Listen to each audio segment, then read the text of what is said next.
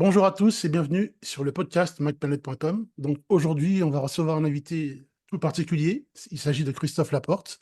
Donc si vous ne le connaissez pas, vous le connaissez forcément de près ou de loin. C'est le directeur de publication des magazines Mac Génération, iGénération ou iGen pour les habitués et Watch Génération, tout ce qui concerne en fait les Apple Watch. Donc je vais le laisser se présenter lui-même. Il va vous dire un peu dans un premier temps qui il est, son parcours en quelques mots. Christophe, on t'écoute. Bonjour Jean-Christophe, bonjour à tous. Rebonjour.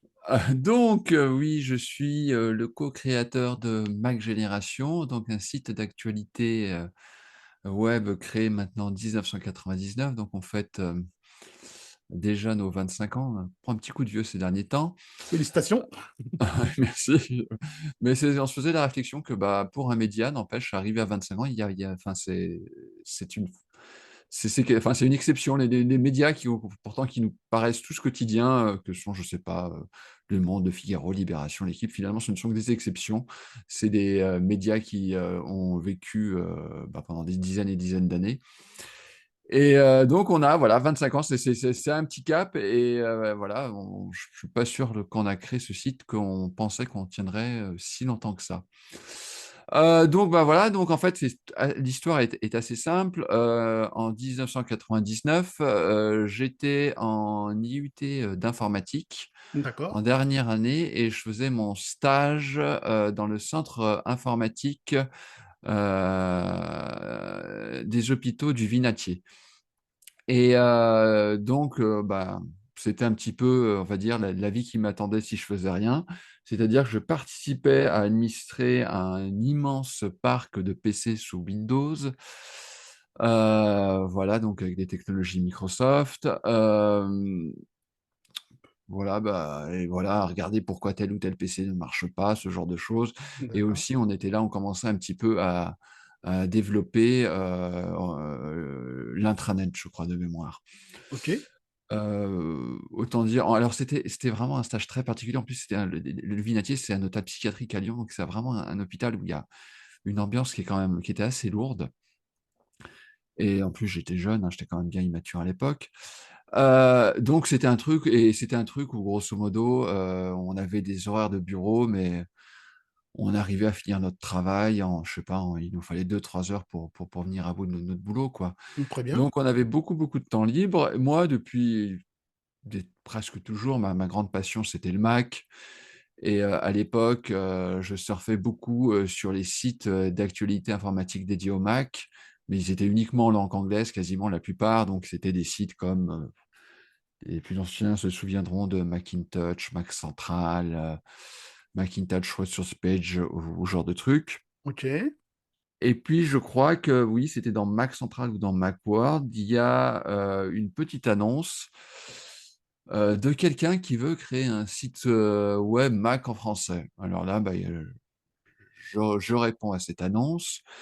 Donc l'auteur, c'est Cyril, qui est l'autre cofondateur du site. Et pendant des semaines et des semaines, on se dit, on échange des mails comme ça. Il faut se rendre compte, en 1999, on est au début d'internet, hein. C'est ça, Il n'y a oui. pas de Zoom et tout ça, hein, c'est vraiment la préhistoire, hein. Oui, j'imagine, oui. Et donc on se dit: «Ouais, on va faire un site, ouais, c'est super, c'est une bonne idée, il faut qu'on fasse ça, comme ça, comme ça, comme ça, comme ça». Voilà, on trouve quelqu'un qui nous fait un petit design. Pendant ce temps, on s'entraîne parce qu'il a aussi un petit site suisse qui est en fait une association d'utilisateurs Mac, sur lequel on écrit de temps en temps des petites news, ce genre de choses dans lesquelles on s'entraîne, voilà. Oui. Et donc en fait, pendant tout mon stage va servir à travailler avec Cyril à la genèse de Mac Génération. Et on se retrouve à se rencontrer pour la première fois en septembre 99 à l'Apple Expo. Donc D'accord. ce salon informatique qui réunissait, on va dire, tout l'écosystème Apple à la rentrée. Oui.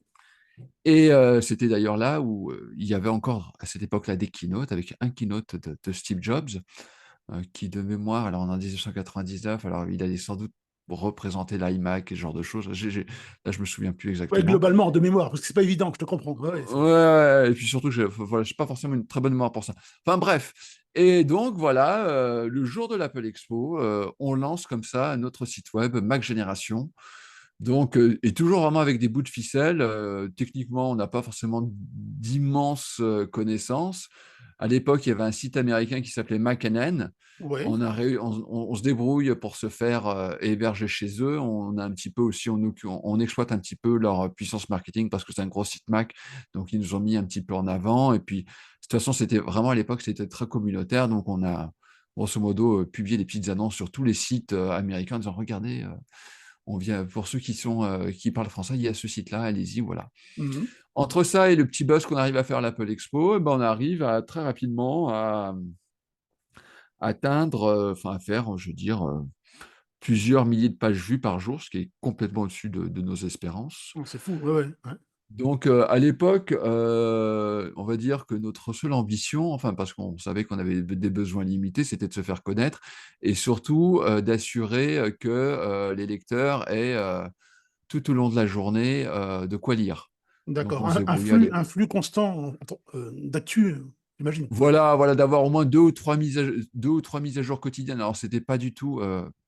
C'était vraiment une autre époque, hein. C'est Ouais, c'est qu'à pas le même volume l'époque, qu'aujourd'hui. Ouais, ouais. voilà, oui, oui, mais sans parler de ça, c'est-à-dire que maintenant, on a une interface administration. Alors, les gens qui connaissent pas, c'est un peu comme WordPress. On a un formulaire, un nouvel article et on remplit tout ça. Ouais. Tandis que là, à l'époque, grosso modo, on allait sur le site via un logiciel de FTP, on téléchargeait un fichier HTML, on écrivait nos articles dans ce fichier HTML. Et on renvoyait. Ouais. Voilà. Ah oui, Donc, sur l'FTP. Ah oui. alors, imaginons que Cédric Cyril et moi, en écrivant en même temps, on pouvait écraser le fichier, les news de Ah, l'autre. Enfin, voilà, oui, c'était oui, un je peu vois. compliqué.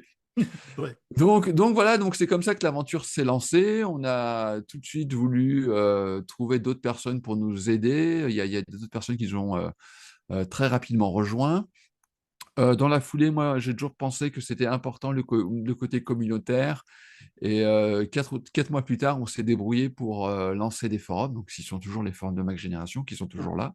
Très fréquentés d'ailleurs. Ouais, ouais. Ils Donc, sont très, ouais, ouais.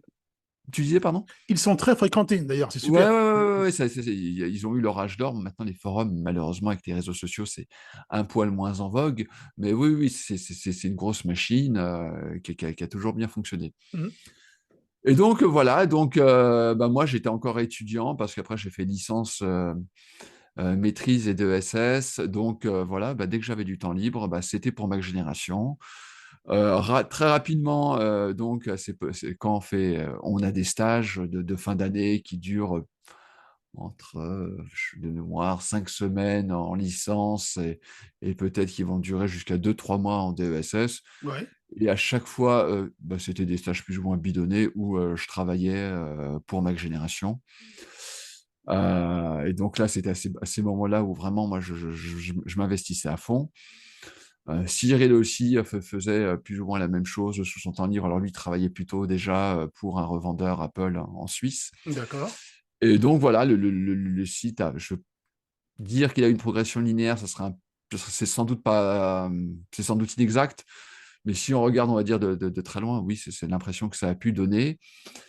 Et donc moi, je suis sorti, j'ai fini mes études, c'était en 2001. D'accord. Oui, je me souviens parce que ma soutenance de stage, c'était la veille du 11 septembre.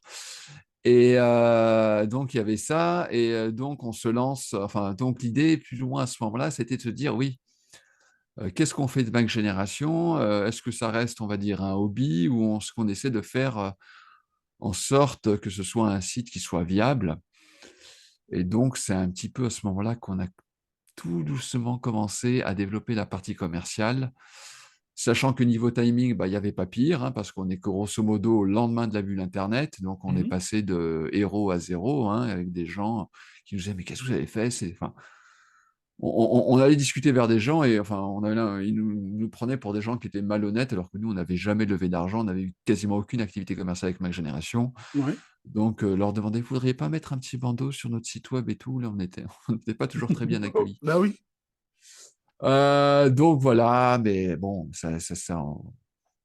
et puis on s'est installé petit à petit. On n'avait pas forcément au début, on va dire, on était. Alors, on avait une cote de sympathie qui était très élevée, et en même temps, dans les gens du milieu, on était à la fois bien reçus et mal reçus parce que Bah, on avait la concurrence de la presse papier qui voyait ce phénomène émerger pas forcément d'un bon œil. Ça, c'est vrai, oui. Ça, c'est vrai. Et le deuxième point, c'est que dans la communauté de sites Mac, alors moi, j'ai jamais trop été dans cet esprit-là, il y avait il y avait une forte concurrence et il y avait des gens qui ont vraiment essayé de nous savonner la planche Ah, d'accord, par d'accord. jalousie, enfin, ce genre de choses. Donc voilà. Bon, quoi qu'il en soit, moi, pendant les premières années, j'essayais de faire des petits boulots en freelance parce que quelqu'un qui avait une expertise Internet, puis j'avais fait des études informatiques, et j'avais fait aussi des études de communication, donc j'étais un potentiel.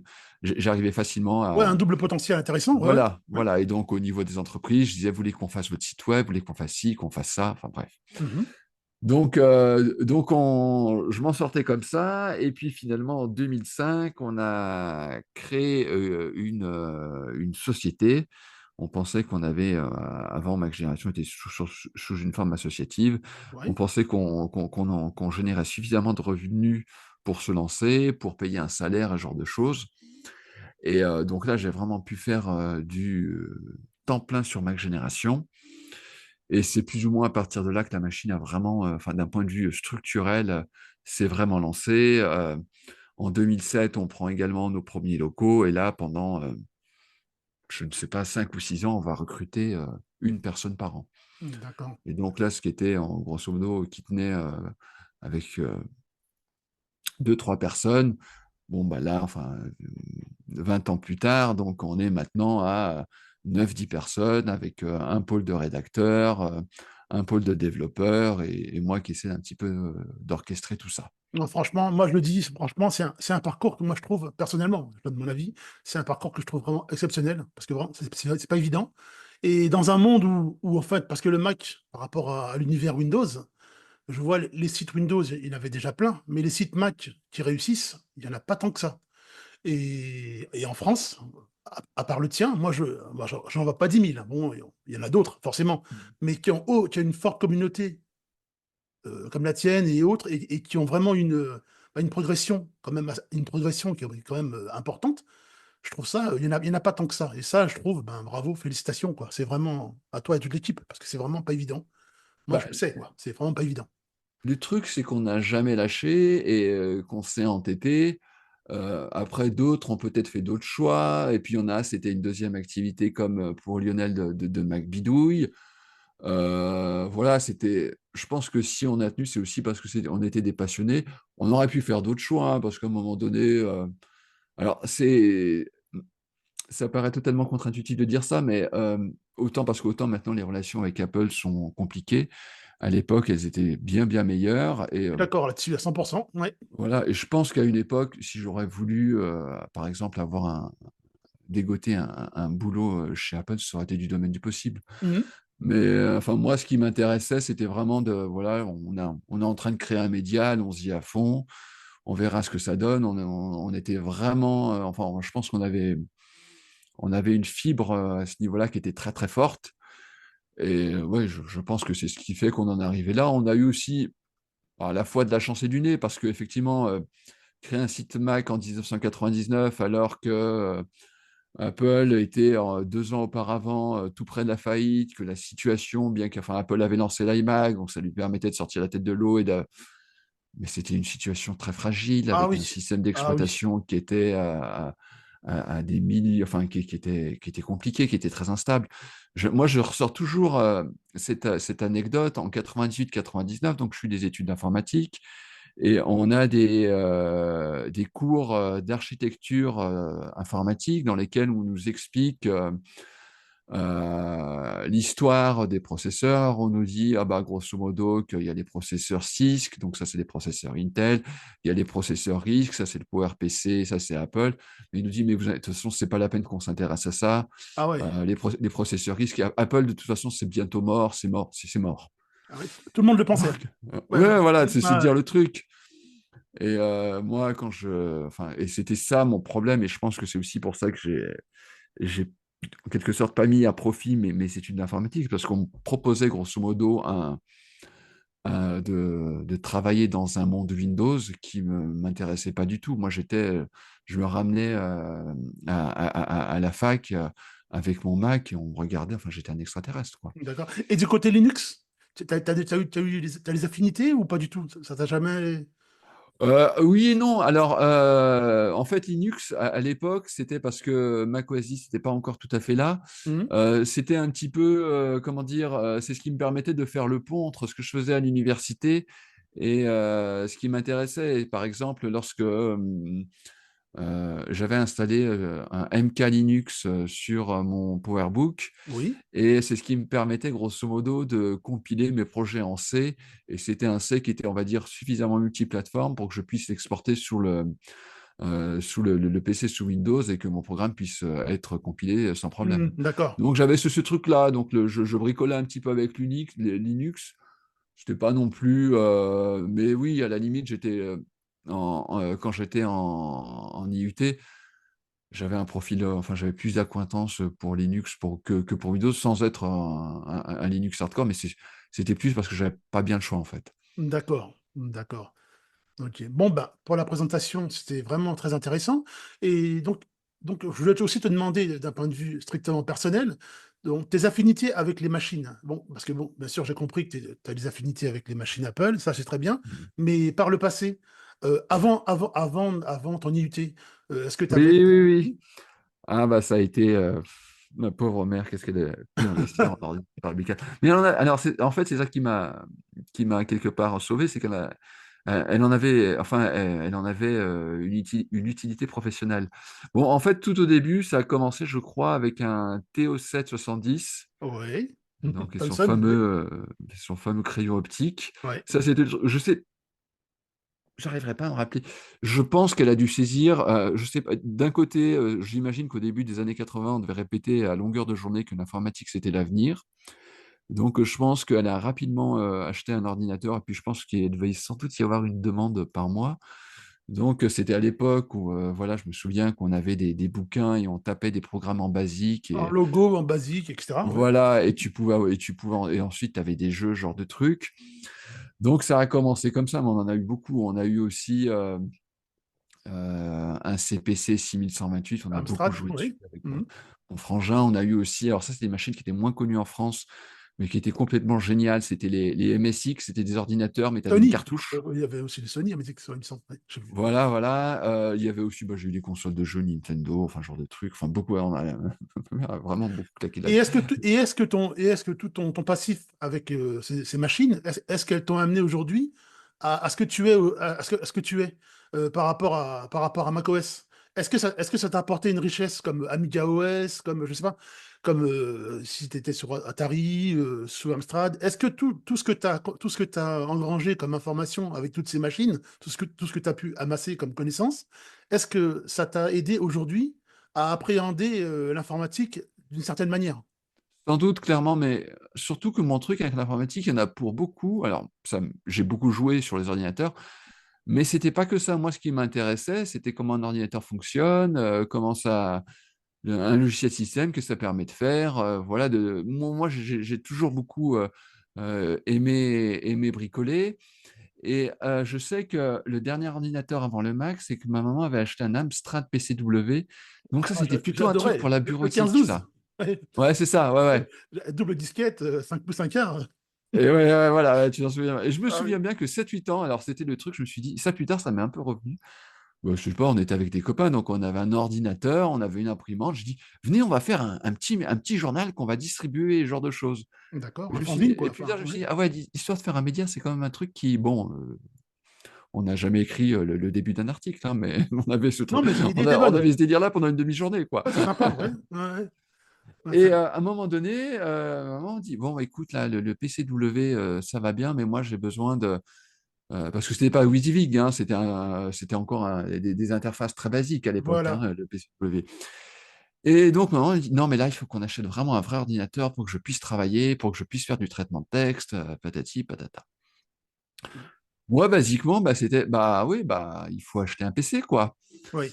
Mais sans, à l'époque, moi, je ne lisais même pas de revues, et puis je devais avoir, ouais, 13 14 ans, un truc comme ça, hein, donc, Mais une question, mais à l'époque, l'achat d'un, parce que je suppose que tu as eu un premier Mac forcément, l'achat ouais. d'un Mac n'a jamais été un frein financier. Même dans ta jeunesse? Non, pour Ouais. la simple et bonne raison, et c'est parce que ma maman en avait un usage professionnel, elle gagnait de l'argent avec. Ah, dès le début, d'accord. Donc voilà, donc ça, c'était un petit peu le truc où, parce que justement, donc on va voir, donc à un moment donné, on va voir, on va chez un vendeur informatique, on va voir un super PC avec un écran couleur, un disque dur, un truc qui permet de faire des animations. Enfin, c'était vraiment, c'était un truc assez impressionnant à l'époque. Ouais, bien sûr, ouais. Et de mémoire, le PC qu'elle voulait acheter, il devait coûter, je sais pas, près de 20 000 balles, donc ce qui nous Ouais. fait 3 000 €. Tout ça, à l'époque, c'est une somme qui est colossale, Ah, hein, c'est qui est énorme, vraiment c'est très énorme. importante, Ouais. hein, ouais. Et puis moi, j'ai dit: «Ah, il a l'air bien ce PC et tout, ouais, et puis en plus, on peut dessiner avec». Moi, j'étais à fond pour, hein, j'étais vraiment. Puis elle me dit: «Non, mais écoute, je crois que ça va pas. Écoute, non, mais d'abord, on va regarder un Mac. Je veux voir un Mac. Je veux voir, ouais, Ouais, parce que le Mac, c'est bien, c'est simple d'emploi, tout ça, machin». Puis moi, je connaissais pas, en fait, ouais. et je lui dis: «Tu es sûr?» Parce que bon, PC, machin, c'est le truc, ouais, et puis, voilà, et puis donc voilà, donc je sais pas, une semaine ou 2 plus tard, on va voir un Mac, et là, on va chez un vendeur, et là, c'est la baffe. C'est le D'accord. truc, tu te dis, et pourtant le Mac qu'on va acheter, c'est un Mac SE qu'on transformera rapidement en SE30. Donc c'est un Mac, c'est un écran 9 Ouais, pouces. les tout petits, ouais, je vois très bien, ouais. Voilà, c'est des écrans, noir et blanc, donc de ce côté-là. Mais déjà, enfin, il y a des trucs, il a un bureau, l'autre, il avait une sorte de surcouche graphique. Je sais pas si c'était vraiment de Windows à l'époque, mais c'était il met là, tandis que là, on voit une surcouche graphique. On met, la disquette à la poubelle, le Mac l'éjecte et l'éjecte automatiquement. Ouais, c'est ça, c'est vrai. Il y avait même, sur le Mac, le revendeur avait installé, cette extension de Grouch. Donc il y a un petit bonhomme qui sort de la poubelle et qui chante et qui referme la poubelle Ouais, quand les il vide la animations, quoi. corbeille. Mmh. Ouais, tu là: «Waouh, qu'est-ce que c'est que ce truc? C'est complètement dingue!» Et puis là, je me souviens, on ressort de chez le revendeur. Alors le prix, il est encore plus fou, hein. Je pense qu'on est là, à plus de 25 000 francs. Ah Heureusement, à oui, l'époque, ah, on pouvait clairement. marchander le prix des Macs et ce genre de choses. Et ma maman était particulièrement douée pour ce genre de trucs. Donc et moi, je me souviens qu'à un moment donné, donc on rentre à la maison, puis après je sors dehors, je sors un petit peu jouer au foot, et puis je me dis: «Waouh!» Enfin vraiment, Ouais. Dans un rêve, quoi. Tu sur ouais, un voilà, nuage. non, mais c'est l'ado, que je suis et qui est un peu beudeur, machin, qui dit: «Mais j'ai l'impression, ouais, j'ai vécu un moment important là. Ouais. C'est un moment, ce moment-là, je vais m'en rappeler dans toute ma vie». Mmh. Et bah, là, bah, ça a pas arrêté, elle a acheté un Mac et puis un deuxième, et puis, à un moment donné, je me souviens qu'une fois, elle était partie en voyage, dans les pays du Golfe, je sais plus quel exactement, Ouais. et là, elle m'a fait un super cadeau. Elle est revenue, avec un PowerBook 140. Ah, le Donc PowerBook, c'était ouais, Motorola, ouais. les voilà, les premiers portables d'Apple. Enfin, il y avait le gros portable qui faisait Mmh. 9 kilos, mais il y avait celui-là qui était vraiment, qui avait la tête d'un portable et qui faisait le poids d'un portable, qui avait une batterie et tout machin. Et ouais, ouais, non, mais Ouais, c'est à du sérieux. partir de là, ça, enfin moi, ça m'a plus lâché. Et quand tu vois, quand tu parles de mon expérience informatique, alors sur Mac, évidemment, je jouais, mais enfin, on jouait, mais Ouais, mais de enfin, il y manière avait quelques frustrée jeux, mais un on peu, s'embêtait ouais. assez rapidement, voilà. Ouais. Moi, ce qui m'intéressait à l'époque, c'était de trouver des applications, de bricoler, voilà, Photoshop, machin, c'est super. Ma maman était un petit peu dans le domaine des mises en page, donc je découvre, Quark Express, Ouais. PageMaker, tout ça, machin. Ouais, moi J'achète, aussi. Ouais. les revues informatiques, je découvre, machin, je bidouille, HyperCard, je programme un peu. Après, très rapidement, il y a eu, l'avènement du multimédia avec les CD-ROM. On achète un lecteur de CD-ROM, on joue avec, on lit des CD, on grave des CD.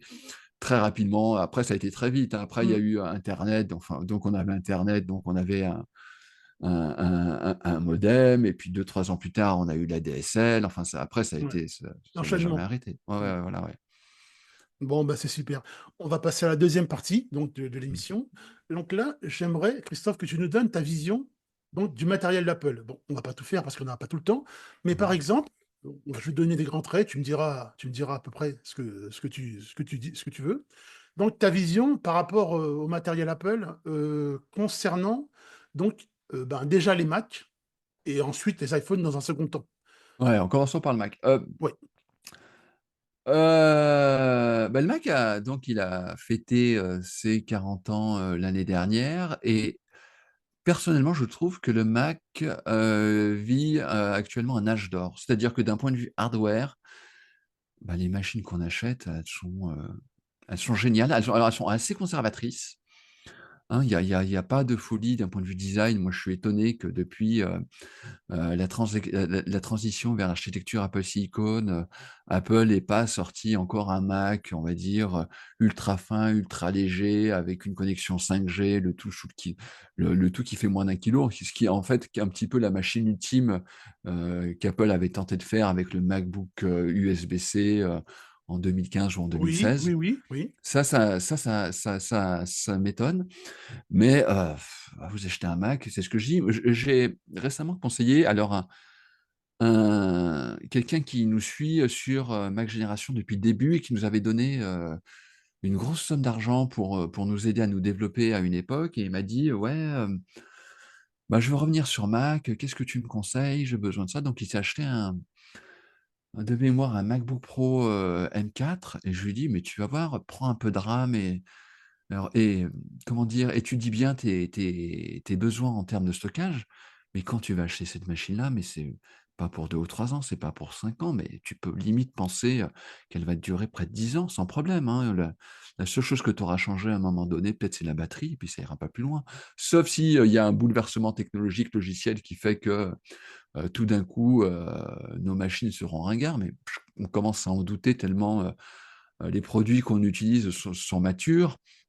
Mais voilà, c'est difficile de dénigrer une machine. Alors il y a toujours des petites choses à redire. On pourrait toujours dire que, Apple vend des configs. Alors maintenant, ils sont grâce à Apple Intelligence, ils sont passés à 16 gigas de RAM. Donc moi Heureusement, oui, ouais, oui. voilà, on est d'accord. Mm. Et ils ont des configs à 256, c'est encore un peu léger, Oui, mais c'est peut-être la seule chose que tu peux améliorer lorsque tu achètes un Mac. Finalement, c'est plus qu'une question de stockage.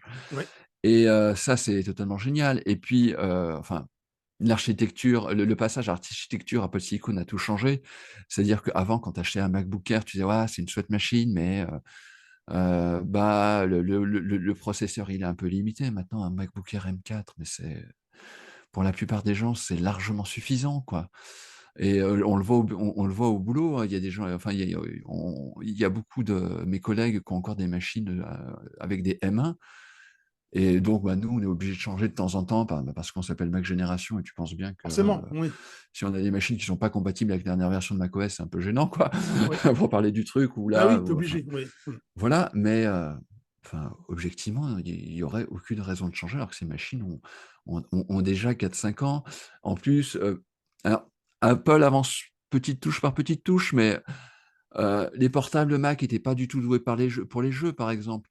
Alors, c'est pas des machines de gaming absolu maintenant, les Mac, enfin, on va pas se mentir. Mais c'est petit à petit, chaque génération, de génération en génération, elles sont quand même plus polyvalentes, plus performantes. Et puis voilà, il y a ce jeu, comment il s'appelle Cybertruck, non, c'est pas Cybertruck.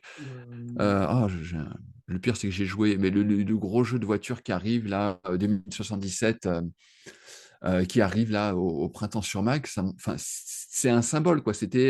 Il fallait un énorme PC au début des années 2020 pour le faire tourner. Oui. Et maintenant, bah, enfin, il va pas tourner facilement sur un Mac. Je pense qu'il faudra quand même un gros MacBook Pro pour que ça tourne. Mais voilà, petit à petit, on franchit des paliers. Et voilà. Et puis alors, macOS 10, c'est quand même redoutablement fiable. Enfin, je veux dire, il n'y a pas de Oui, il plantage, est ce genre de mature, choses. oui, oui, oui. Voilà. Alors, le seul regret et ma seule déception, on va dire, c'est le volet logiciel.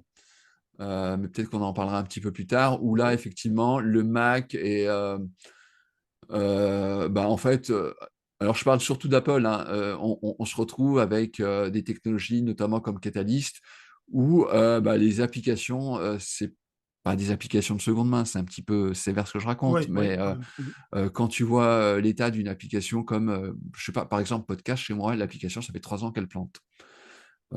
Tu peux pas la laisser en Ouais. tâche de fond tourner éternellement parce qu'au bout d'un moment, voilà, quand elle sort de réveil, Ah d'accord, ok. voilà, Mhm. ça et puis il y a des applications comme ça, tu vois Maison sur Mac, Mmh. ça fait un peu désordre, on Ouais, rappelle, il y a des choses, ça pourrait quand même être mieux fait, enfin voilà. c'est trop fouillis, ouais, c'est pas Voilà clair comme interface, je trouve. Mmh. et à l'inverse, tu vois qu'Apple sort une application pour écrire son journal.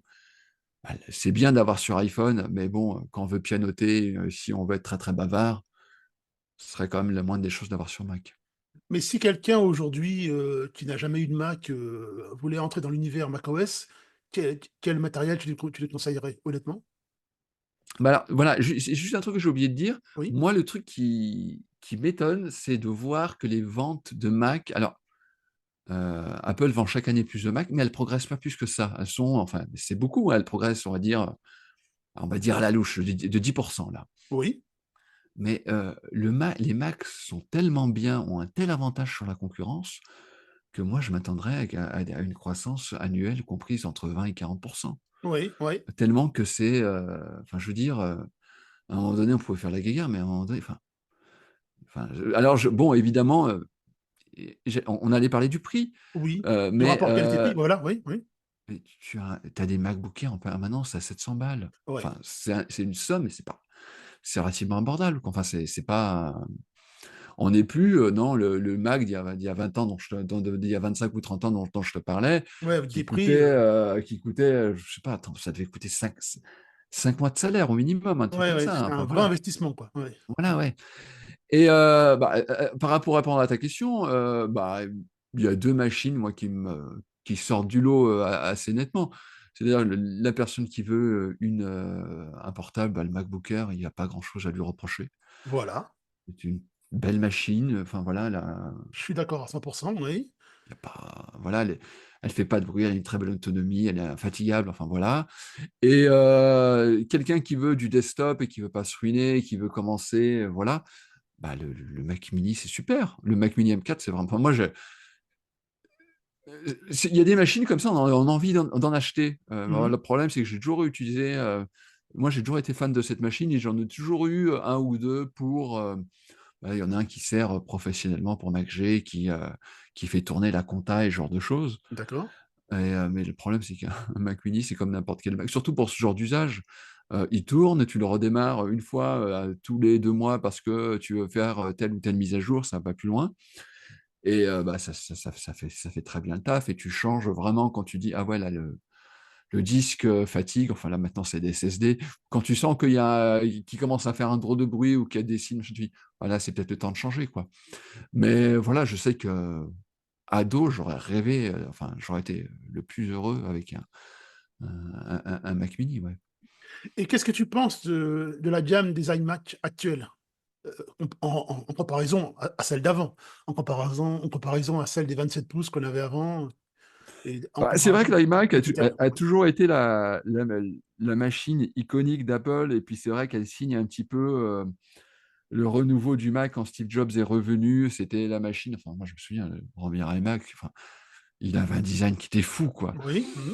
et bah, maintenant l'iMac, tel que je le conçois moi, c'est pratiquement c'est même plus une machine, c'est à peine une machine pour le grand public.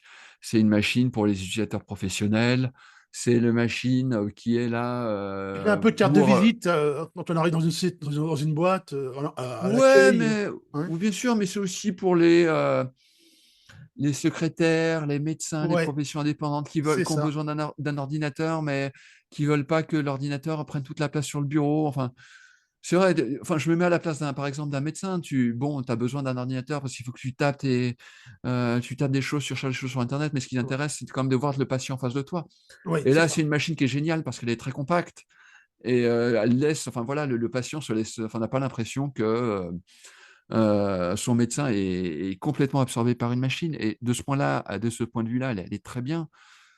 Mais, c'est vrai que ça manque d'un iMac grand format, mais moi, c'est ce qui me surprend, justement dans la stratégie, matérielle d'Apple, donc c'est qu'on a, MacBook Air, MacBook Pro, 13, 15, 14, 16. Alors bon, ils couvrent à peu près tous les spectres, hein, je pense Ouais. qu'il y a pas grand chose à faire.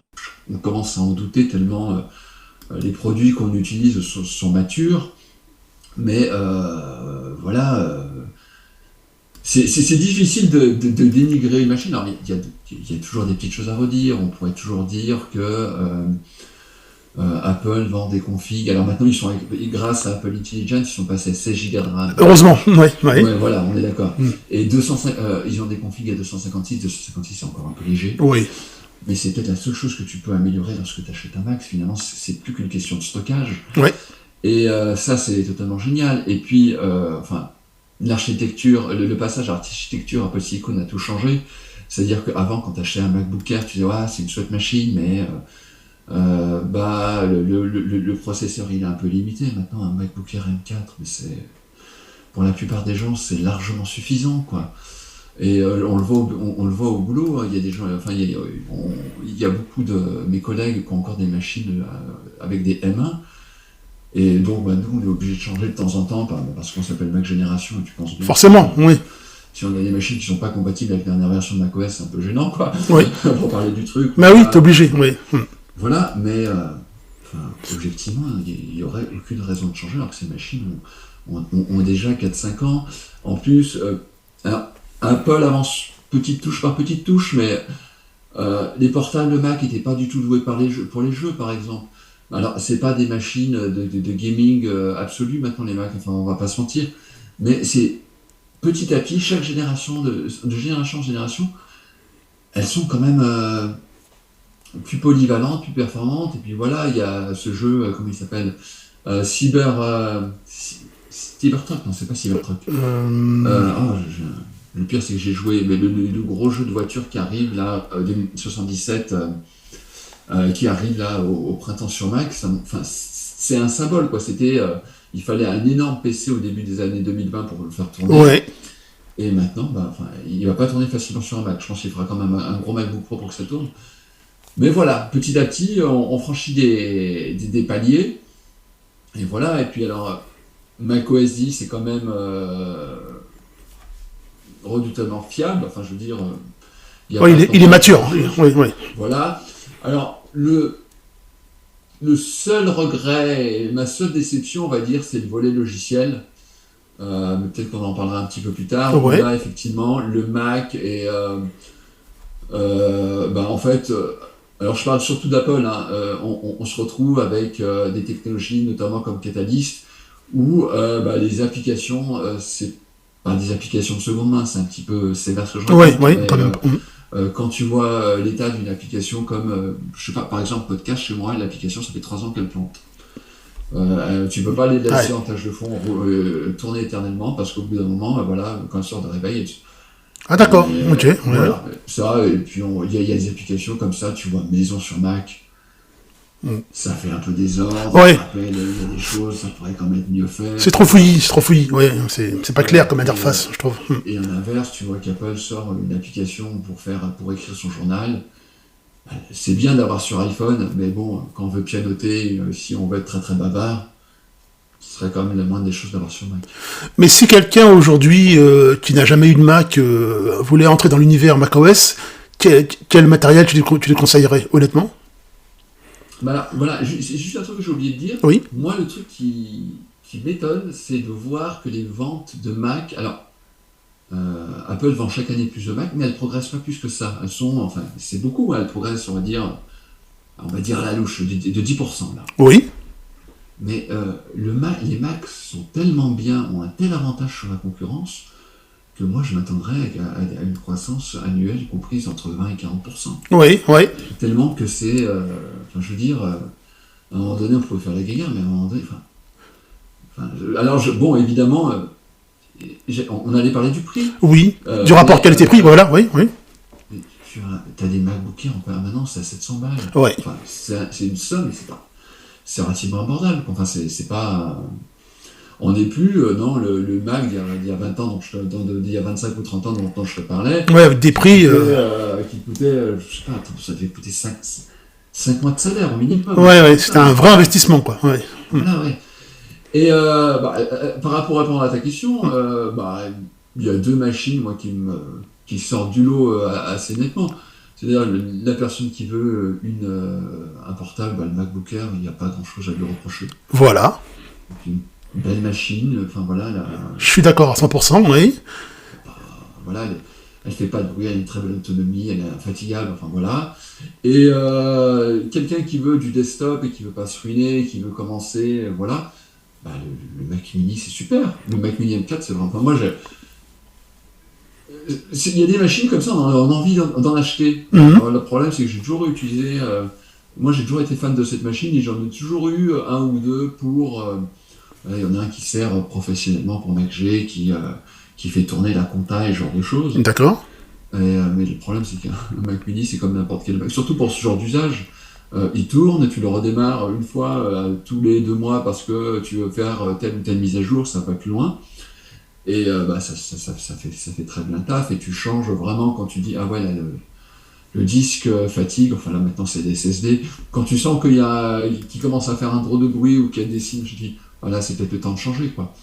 Mais voilà, je sais que ado, j'aurais rêvé, enfin, j'aurais été le plus heureux avec un Mac Mini. Ouais. Et qu'est-ce que tu penses de la gamme des iMac actuels en comparaison à celle d'avant, en comparaison à celle des 27 pouces qu'on avait avant, et en C'est comparaison vrai que de l'iMac Mac Intel. a toujours été la machine iconique d'Apple, et puis c'est vrai qu'elle signe un petit peu le renouveau du Mac quand Steve Jobs est revenu. C'était la machine, enfin, moi je me souviens, le premier iMac, enfin, il avait un design qui était fou, quoi. Oui. Mhm. Et bah, maintenant, l'iMac, tel que je conçois moi, c'est pratiquement, c'est même plus une machine, c'est à peine une machine pour le grand public, c'est une machine pour les utilisateurs professionnels, c'est une machine qui est là. Qui fait un peu de carte de visite quand on arrive dans une boîte, à l'accueil. Ouais, Hein. bien sûr, mais c'est aussi pour les secrétaires, les médecins, les Ouais, professions indépendantes c'est qui ont ça. besoin d'un ordinateur, mais qui veulent pas que l'ordinateur prenne toute la place sur le bureau. Enfin, c'est vrai, enfin, je me mets à la place par exemple, d'un médecin. Tu as besoin d'un ordinateur parce qu'il faut que tu tapes des choses sur Internet, mais ce qui Ouais, t'intéresse, c'est quand même de voir le patient en face de toi. ouais, c'est Et là, ça. c'est une machine qui est géniale parce qu'elle est très compacte et elle laisse, enfin voilà, le patient se laisse, enfin, n'a pas l'impression que son médecin est complètement absorbé par une machine. Et de ce point de vue-là, elle est très bien. Mais c'est vrai que ça manque d'un iMac grand format. Mais moi, c'est ce qui me surprend justement dans la stratégie matérielle d'Apple. Donc, c'est qu'on a MacBook Air, MacBook Pro, 13, 15, 14, 16. Alors bon, ils couvrent à peu près tous les spectres. Je Ouais. pense qu'il n'y a pas grand-chose à faire. On commence à en douter tellement les produits qu'on utilise sont matures. Mais voilà, c'est difficile de dénigrer une machine. Alors, il y a toujours des petites choses à redire. On pourrait toujours dire que Apple vend des configs. Alors maintenant, grâce à Apple Intelligence, ils sont passés à 16 Go de RAM. Heureusement. Ouais, ouais. Ouais, voilà, on est d'accord. Mm. Et ils ont des configs à 256. 256, c'est encore un peu léger. Oui. Mais c'est peut-être la seule chose que tu peux améliorer lorsque tu achètes un Mac. Finalement, c'est plus qu'une question de stockage. Ouais. Et ça, c'est totalement génial. Et puis, enfin, l'architecture, le passage à l'architecture Apple Silicon a tout changé. C'est-à-dire qu'avant, quand tu achetais un MacBook Air, tu disais, ouais, c'est une chouette machine, mais bah, le processeur, il est un peu limité. Maintenant, un MacBook Air M4, mais pour la plupart des gens, c'est largement suffisant, quoi. Et on le voit au boulot, hein. Il y a des gens, enfin, il y a beaucoup de mes collègues qui ont encore des machines avec des M1. Et donc, bah, nous, on est obligé de changer de temps en temps parce qu'on s'appelle Mac Génération, et tu penses bien que Forcément. Oui. si on a des machines qui sont pas compatibles avec la dernière version de macOS, c'est un peu gênant, quoi, Oui. pour parler du truc. Bah oui, t'es obligé. Oui. Mm. Voilà, mais enfin, objectivement, il n'y aurait aucune raison de changer alors que ces machines ont déjà 4-5 ans. En plus, alors, Apple avance petite touche par petite touche, mais les portables Mac n'étaient pas du tout doués pour les jeux, par exemple. Alors, c'est pas des machines de gaming absolu maintenant, les Mac, enfin, on va pas se mentir, mais c'est petit à petit, chaque génération, de génération en génération, elles sont quand même plus polyvalentes, plus performantes. Et puis voilà, il y a ce jeu, comment il s'appelle Cybertruck, non, c'est pas Cybertruck. Oh,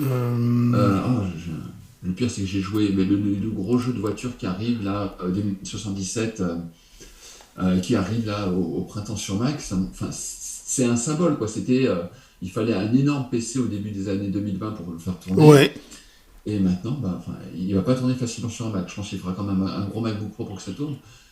Mais voilà, petit à petit, on franchit des paliers. Et voilà, et puis alors, macOS 10, c'est quand même redoutablement fiable. Enfin, je veux dire, il n'y a Oui, pas il est de mature. grand-chose. Oui, oui. Voilà. Alors, le seul regret, ma seule déception, on va dire, c'est le volet logiciel. Mais peut-être qu'on en parlera un petit peu plus tard, où Ouais. là, effectivement, le Mac est... bah, en fait, alors je parle surtout d'Apple, hein, on se retrouve avec des technologies, notamment comme Catalyst, où bah, les applications, c'est pas des applications de seconde main, c'est un petit peu sévère ce que je Oui, raconte, oui, mais quand même. quand tu vois l'état d'une application comme, je sais pas, par exemple, Podcast, chez moi, l'application, ça fait 3 ans qu'elle plante. Tu peux pas les laisser Ouais. en tâche de fond tourner éternellement parce qu'au bout d'un moment, voilà, quand elle sort de réveil, Ah, d'accord. Ok. Ouais, ouais. voilà, ça, et puis il y a des applications comme ça, tu vois, maison sur Mac, ça fait un peu désordre, on te Ouais. rappelle, il y a des choses, ça pourrait quand même être mieux C'est fait, trop fouillis, c'est trop fouillis. Ouais, c'est pas clair voilà, comme interface, je trouve. et en inverse, tu vois qu'Apple sort une application pour écrire son journal. C'est bien d'avoir sur iPhone, mais bon, quand on veut pianoter, si on veut être très très bavard, ce serait quand même la moindre des choses d'avoir sur Mac. Mais si quelqu'un aujourd'hui qui n'a jamais eu de Mac voulait entrer dans l'univers macOS, quel matériel tu lui conseillerais, honnêtement? Voilà, c'est juste un truc que j'ai oublié de dire. Oui. Moi, le truc qui m'étonne, c'est de voir que les ventes de Mac. Alors, Apple vend chaque année plus de Mac, mais elles progressent pas plus que ça. Elles sont, enfin, c'est beaucoup, hein, elles progressent, on va dire à la louche, de 10% là. Oui. Mais les Macs sont tellement bien, ont un tel avantage sur la concurrence, que moi je m'attendrais à une croissance annuelle comprise entre 20 et 40%. Oui. Oui. Tellement que c'est, enfin, je veux dire, à un moment donné, on pouvait faire la guéguerre, mais à un moment donné, alors, bon, évidemment, on allait parler du prix, Oui. Du rapport mais qualité-prix, voilà. Oui. Oui. tu as des MacBook Air en permanence à 700 balles. Ouais. Enfin, c'est une somme, mais c'est relativement abordable. Enfin, c'est pas. On n'est plus dans le Mac d'il y a 20 ans, d'il y a 25 ou 30 ans dont je te parlais, Ouais, avec des prix. qui coûtait je sais pas, attends, ça devait coûter 5 mois de salaire au minimum, un Ouais, truc ouais. comme C'était ça. un vrai investissement, quoi. Ouais. Voilà, ouais. Et par rapport à répondre à ta question, bah, il y a deux machines moi, qui sortent du lot assez nettement. C'est-à-dire la personne qui veut un portable, bah, le MacBook Air, il n'y a pas grand-chose à lui reprocher. Voilà. Donc, une belle machine, enfin voilà, Je suis d'accord à 100%. Oui. voilà, elle fait pas de bruit, elle a une très belle autonomie, elle est infatigable, enfin voilà. Et quelqu'un qui veut du desktop et qui veut pas se ruiner, qui veut commencer, voilà, bah, le Mac Mini c'est super. Le Mac Mini M4 c'est vraiment. Enfin, moi, il y a des machines comme ça, on a envie d'en acheter. Mhm. Alors, le problème c'est que j'ai toujours utilisé. Moi j'ai toujours été fan de cette machine et j'en ai toujours eu un ou deux pour. Il y en a un qui sert professionnellement pour MacG, qui fait tourner la compta et ce genre de choses. D'accord. Mais le problème, c'est qu'un Mac mini, c'est comme n'importe quel Mac. Surtout pour ce genre d'usage. Il tourne, tu le redémarres une fois tous les 2 mois parce que tu veux faire telle ou telle mise à jour, ça va pas plus loin. Et bah, ça fait très bien le taf. Et tu changes vraiment quand tu dis, ah ouais, là, le disque fatigue, enfin là maintenant c'est des SSD. Quand tu sens qu'il commence à faire un drôle de bruit ou qu'il y a des signes, je dis, voilà, c'est peut-être le temps de changer, quoi. Mais voilà, je sais que ado, j'aurais rêvé, enfin, j'aurais été le plus heureux avec un Mac mini. Ouais. Et qu'est-ce que tu penses de la gamme des iMac actuelles en comparaison à celle d'avant, en comparaison à celle des 27 pouces qu'on avait avant, et en Bah, c'est comparaison vrai que de l'iMac Mac Intel. a Ouais. toujours été la machine iconique d'Apple, et puis c'est vrai qu'elle signe un petit peu le renouveau du Mac quand Steve Jobs est revenu. C'était la machine, enfin, moi je me souviens, le premier iMac, enfin, il avait un design qui était fou, quoi. Oui. Mhm. Et bah, maintenant, l'iMac, tel que je le conçois moi, c'est pratiquement, c'est même plus une machine, c'est à peine une machine pour le grand public, c'est une machine pour les utilisateurs professionnels, c'est une machine qui est là Qui fait un peu de carte de visite quand on arrive dans une boîte, à l'accueil. ouais, Ouais. bien sûr, mais c'est aussi les secrétaires, les médecins, les Ouais, professions indépendantes c'est qui ont ça. besoin d'un ordinateur, mais qui veulent pas que l'ordinateur prenne toute la place sur le bureau. Enfin, c'est vrai, enfin, je me mets à la place par exemple, d'un médecin. Bon, tu as besoin d'un ordinateur parce qu'il faut que tu tapes des choses sur chaque chose sur Internet, mais ce qui Ouais, t'intéresse, c'est quand même de voir le patient en face de toi. ouais, c'est Et là, ça. c'est une machine qui est géniale parce qu'elle est très compacte et elle laisse, enfin voilà, le patient enfin, n'a pas l'impression que son médecin est complètement absorbé par une machine. Et de ce point-là, de ce point de vue-là, elle est très bien. Mais c'est vrai que ça manque d'un iMac grand format. Mais moi, c'est ce qui me surprend justement dans la stratégie matérielle d'Apple. Donc, c'est qu'on a MacBook Air, MacBook Pro, 13, 15, 14, 16. Alors bon, ils couvrent à peu près tous les spectres. Je Ouais, pense qu'il n'y a pas grand-chose à faire. C'est assez étonnant parce que cette machine a quand même été, on va dire, longtemps la machine iconique d'Apple. C'est celle que, enfin, c'est avec celle-ci que quelque part Steve Jobs signe son retour. Moi, je me rappelle qu'on avait eu le premier iMac à la maison. Enfin, le design, oh, quelle classe! C'était vraiment machin, c'était vraiment ouais, une machine qui avait de l'impact. Et maintenant, oui, elle est très discrète dans la gamme d'ordinateurs d'Apple. Je la vois même plus franchement comme une machine pour le grand public, mais davantage pour les professionnels, pour les professions libérales, pour les indépendants, pour tous ceux qui veulent avoir un ordinateur sur leur bureau mais qui prennent pas trop de place. Quand on a une secrétaire médicale ou voilà chez le médecin, moi je trouve que c'est la machine qui est totalement parfaite pour ce genre d'usage parce que voilà le médecin il a besoin d'un ordinateur mais il n'a pas cet ordinateur qui prend toute la place. Mais oui, ça manque peut-être d'un iMac à grand écran, mais voilà, moi je trouve elle est quand même assez étonnante cette gamme d'ordinateurs de bureau. Alors, enfin, je pense qu'il faut, enfin, vaut mieux le préciser au cas où. oui. Les ventes d'ordinateurs de bureau chez Apple, ça doit être à la louche entre 5 et 10% des ventes totales d'ordinateurs. Ah, c'est rien. Alors sur les portables, il y a MacBook Air, MacBook Pro, 13, 15, 14, 16. On couvre à peu près toutes les surfaces. On pourrait toujours vouloir un MacBook Air encore un peu plus petit, pourquoi pas, mais voilà. Là, sur les ordinateurs de bureau, bah, tu as le Mac Mini, qui a toujours eu sa place. Oui, Apple s'est dit, tiens, on va faire un truc. Et le Mac Mini qui est vraiment, en plus, qui a deux visages. On va dire qu'il y a le Mac Mini et le Mac Mini Pro avec des systèmes, un autre système sur puce qui est disponible sur les configurations de gamme, qui fait que c'est une machine relativement costaud. Puis après, tu as le Mac Studio, voilà, celui-ci. là aussi, qui est devenu, je pense, un peu la machine. Vraiment, enfin, pour on va dire ce qu'on appelle power user, pour celui qui veut vraiment beaucoup de puissance, c'est la machine one, quoi. Mhm. Et puis après, bah, tu as le Mac Pro on va dire, qui sert plus à grand chose, voilà. Et là, tu as cet iMac là, au milieu de tout ça. Et c'est vrai que l'iMac, bah voilà, on a l'impression que son petit précaré a été dévoré un petit peu par le Mac Mini et un petit peu par le Mac Studio. Voilà. Mais bon, c'est vrai qu'on n'a jamais trouvé d'explication à ça. Je pense que tout simplement le marché est devenu très très petit. Je pense qu'Apple il reviendra tôt ou tard, mais je pense que l'iMac c'était aussi l'iMac 27 tel qu'il s'est bien vendu à une époque. C'était l'ordinateur de toute la famille. Oui, Mais est-ce qu'un ordinateur de toute la famille, est-ce que ça a encore du sens en 2025? oui, c'est ça. C'est vraiment ça. Ouais, la question est bonne. C'est ça. Et pour parler de l'iPhone, alors, ta vision un petit peu de l'iPhone actuel, parce que moi je trouve, par exemple, moi je tourne sur un iPhone 12, par exemple, un 12 mini, et j'arrive à faire tout ce que je veux avec. Est-ce que t'as pas l'impression que tous les ans, enfin, c'est une forme d'itération, tous les ans on a un léger upgrade, mais on n'a pas vraiment de grosses innovations. Et est-ce que t'as pas est-ce que t'as enfin, est-ce que selon toi, on a eu un gros bond en avant, on va dire, depuis l'iPhone X, l'iPhone 10, jusqu'à l'iPhone, on en est au 16 aujourd'hui. Est-ce que les innovations de ces appareils, est-ce qu'elles justifient l'achat de ces appareils?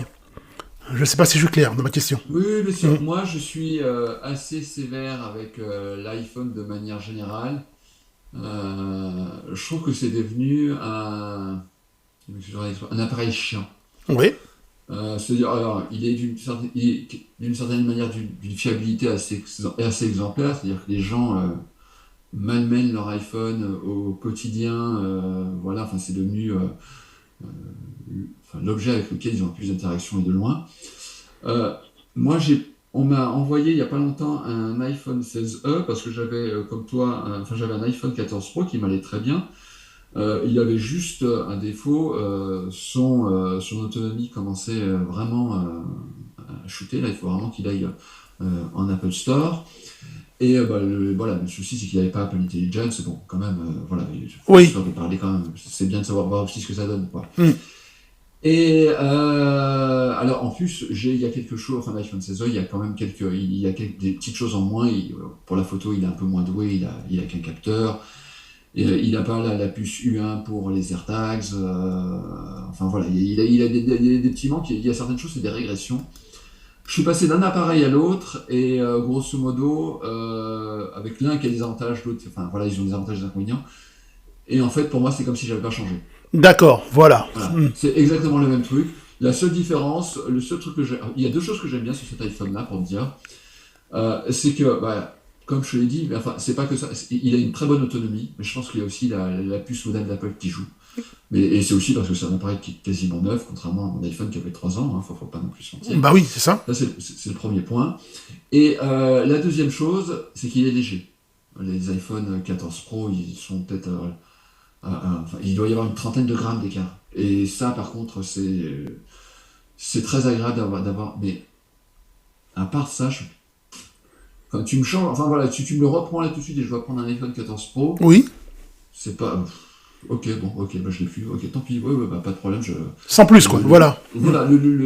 Mais enfin, évidemment, enfin, soyons logiques et enfin, parce que les gens vont se moquer de moi. Il n'y a aucune. Enfin, l'iPhone 16 est un terminal qui n'a pas été fait et qui n'est pas pensé d'un point de vue marketing pour les gens qui ont un iPhone 14 Pro. Moi, j'ai eu cette occasion de le prendre pour quelques mois, histoire de pouvoir acheter sans doute un iPhone 17 à la rentrée et de pouvoir utiliser Apple Intelligence un peu en avance. C'est vraiment ça, hein. Mais voilà, mais si tu passes, voilà, oui, c'est que Apple se casse la tête à vouloir tout rechanger chaque année et oui, les changements sont au final assez minimes, mais je pense qu'Apple est quelque part est devenu un petit peu prisonnier de l'iPhone et de son rythme annuel et des volumes que ça génère.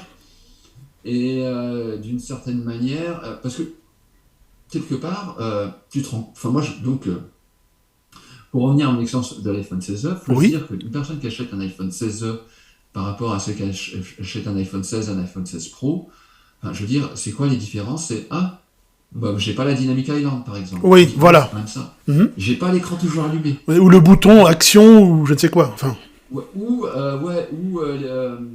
Voilà. Mais tu te rends compte, les petits détails qu'Apple est obligé de faire pour segmenter sa gamme, pour dire à ses utilisateurs, non, non, prends pas ce téléphone qui coûte 700 balles, va plutôt sur ce téléphone qui coûte 1 200 euros. ouais, c'est ça. Et c'est la différence encore, et c'est un truc, je pense, c'est un peu le problème actuel, c'est lorsque tu achètes un Mac, on a dit que le MacBook Air est une machine extraordinaire, mais de temps en temps, tu dis, non, moi j'ai besoin d'un MacBook Pro.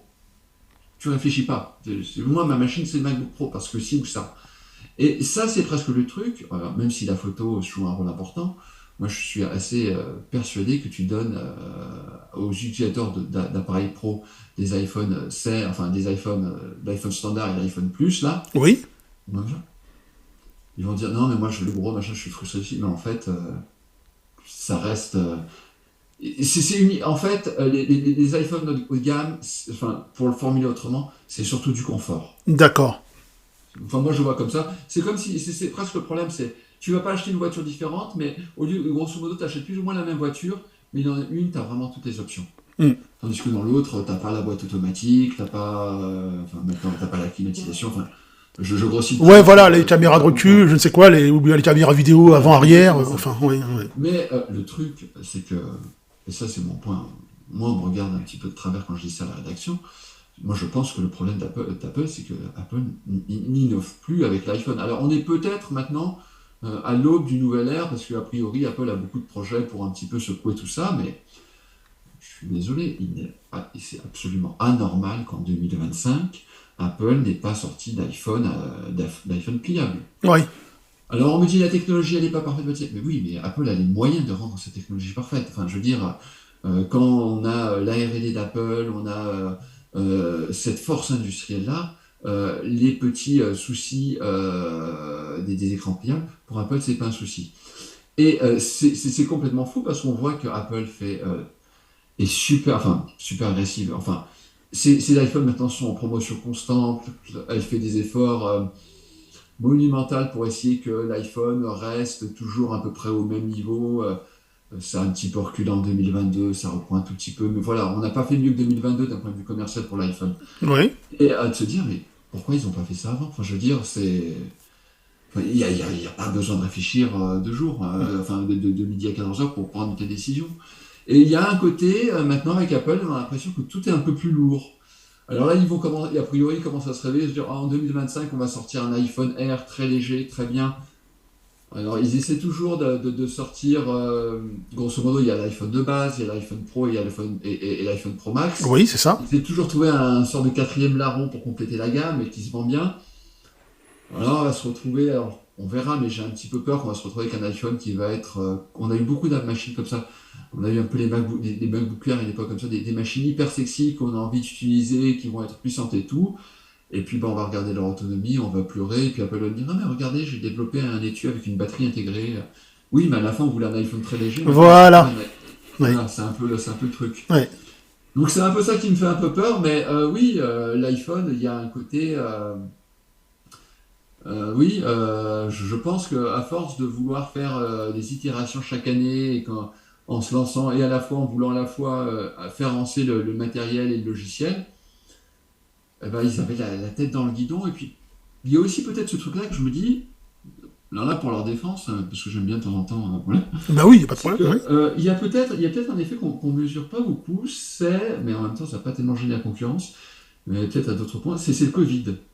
Il y a eu le Covid, et bah, chez Apple, bah, comme dans n'importe quelle boîte, ils sont tous mis en télétravail. Il y a des usines qui n'ont pas tourné. Enfin, il y a eu, je pense, des pans d'activité chez Apple qui, pendant des mois et des mois, ont été à l'arrêt, même si les Américains se posaient moins de questions que nous. Bah peut-être que voilà, en 2020-2021, bah évidemment, ils réfléchissaient, enfin ils travaillaient aux iPhones et aux produits qui allaient sortir dans les mois qui suivent. La preuve en est le MacBook Air qui est quand même sorti pendant cette période. Le Ouais. MacBook Air avec architecture un peu de Ouais, silicone. en fin 2020, oui. Voilà, voilà. Mais peut-être qu'ils ont eu effectivement moins de temps, ils ont eu moins de liberté pour penser à leur stratégie de 2023, 2024, 2025. Parce que quand tu es une boîte comme ça, enfin, quand tu es une stratégie produit, tu ne réfléchis pas au modèle d'après, mais tu réfléchis à plus un, plus 2, plus 3, plus 4, Ouais, plus il y a une 5. vraie vision, quoi. Ouais. Voilà, voilà. Mm. Et bah, peut-être qu'ils ont été un peu aussi victimes du Covid. Ça, c'est le côté sympa. Oui. Le côté un peu méchant, c'est de dire bah, peut-être qu'ils ont plus trop d'idées. Autre question que je veux te poser au niveau du matériel, qu'est-ce que tu penses de l'Apple TV, en toute franchise? Je veux savoir un peu ton opinion. Est-ce que ça peut être amélioré? Est-ce que c'est bien en l'état? Est-ce que c'est devenu ce que ça aurait pas dû devenir?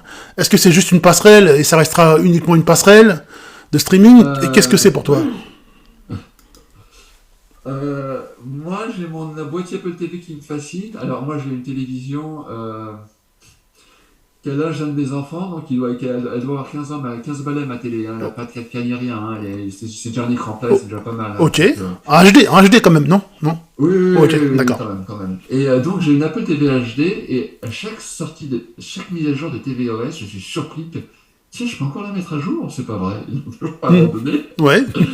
Et là, à vrai dire, j'attends de nouveaux modèles pour changer, au moins d'Apple TV, peut-être que parce qu'elle est quand même un petit peu au bout de sa vie. Euh, Bah oui, ça reste un produit, c'est un produit qui est sympa, l'Apple TV. Moi, j'aime plutôt, mais il y a beaucoup de renoncements dans ce produit. C'est-à-dire qu'il n'est pas assez polyvalent. En fait, moi, je pense qu'il y a deux choses où Apple s'est loupé. C'est-à-dire, alors, moi, j'aimerais bien que ça soit, on va me dire, et j'ai vu ces débats-là, donc j'entends déjà les contre-arguments. Mais j'aurais aimé que ce soit une vraie console de jeu. Alors, dans une console de jeu qui soit pas forcément au niveau, tu sais, d'une PS5 ou d'une Xbox, machin, mais qui soit, ou Plus. mais qui ait des jeux qui soient suffisamment aboutis, qui soient suffisamment puissantes pour que tu puisses jouer en famille dedans, D'accord. dessus. Et est-ce que les jeux Apple Arcade, ça correspond pas un petit peu à ça? La qualité de jeu qu'on voit sur Apple Arcade, est-ce que ça correspond? C'est un peu Ouais, familial, hein, enfin. il y a des jeux intéressants sur Apple Arcade, mais j'ai jamais entendu dire, à part dans la sphère d'Apple, oh, il y a ce jeu-là sur Apple Arcade, je vais vraiment y jouer. Ah oui, ça c'est sûr. Ouais, Non, mais je prends un exemple, et ça, c'est un peu tout l'échec d'Apple en matière de jeu, c'est Fall Guys. oui, Donc, le jeu là où il y a des petits bonhommes qui sont sur des plateformes et qui ne doivent pas tomber, ce genre de choses. oui. Ce jeu a fait un carton lorsqu'il est sorti, je crois qu'il est sorti sur PlayStation, il me semble. Mais ce jeu, enfin déjà, il aurait dû sortir sur iPhone. Et voilà, c'est ce type de jeu qu'il aurait fallu avoir sur Apple Arcade, en exclusivité, se dire, waouh, il y a le jeu, il est super et tout. Enfin, un jeu comme ça, je crois que c'est la PlayStation, j'ai un doute, mais ça n'a quasiment aucun sens sur une console comme ça de faire tourner un jeu pareil. Mhm. Parce que là, t'imagines toute la famille en train de jouer soit sur iPhone, soit sur Apple TV, et ça aurait été vraiment sympa. Et la deuxième, pour moi, le deuxième échec d'Apple avec l'Apple TV, c'est qu'ils ont fait Apple TV+, et ils se sont complètement trompés. C'est-à-dire que moi, je pense que Apple aurait dû mettre une app. Grosso modo, ça aurait dû être l'Apple TV, Apple aurait dû faire MyCanal. D'accord. C'est-à-dire que tu lances une application, tu as toutes tes chaînes de télé que tu veux. Apple aurait dû faire et aurait dû peut-être avoir un service de VOD en disant bah écoutez, nous on a été voir Netflix et les autres services, voilà, donc nous Prime et d'autres machins. Pour 8 euros, on vous propose un package. Vous n'avez pas tout, mais pour la personne qui a envie de regarder quelques séries, vous avez ça. Parce qu'on a envie de se faire plaisir et que voilà, on est un peu. Voilà, en grosso modo, ça nous amuse.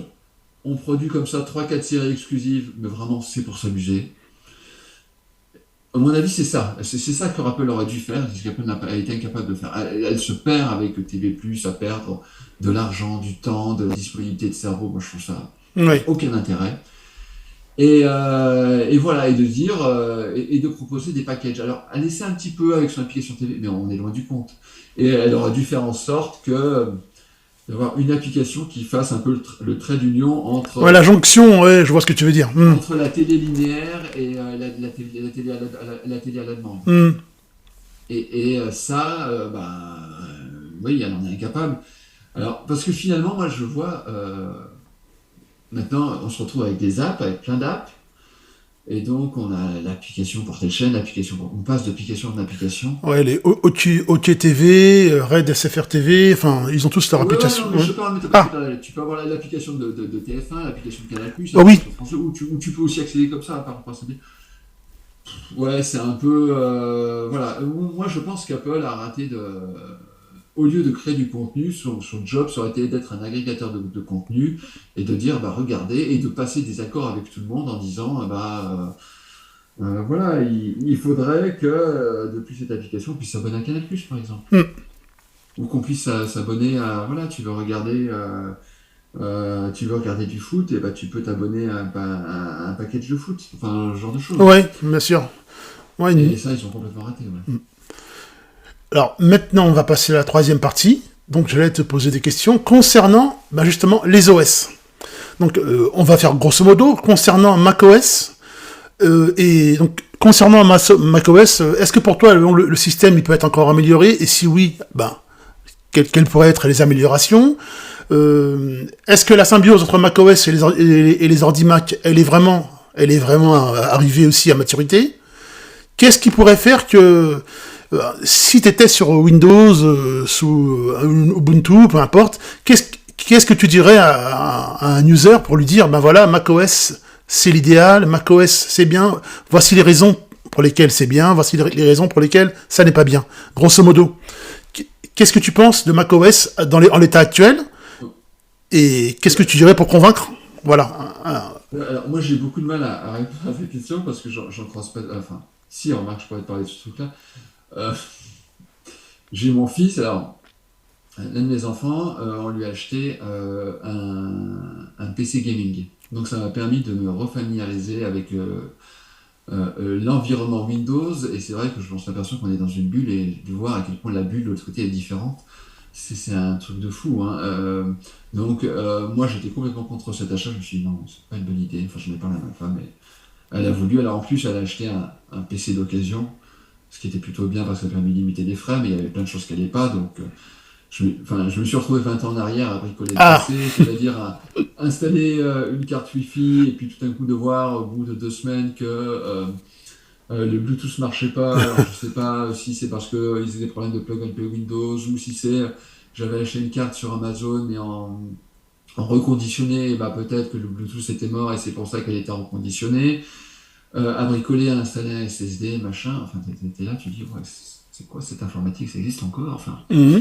c'est fou. Et alors, le truc le plus drôle, c'est que j'ai acheté un dongle Bluetooth que j'ai installé pas plus tard qu'hier. Là, c'est incroyable.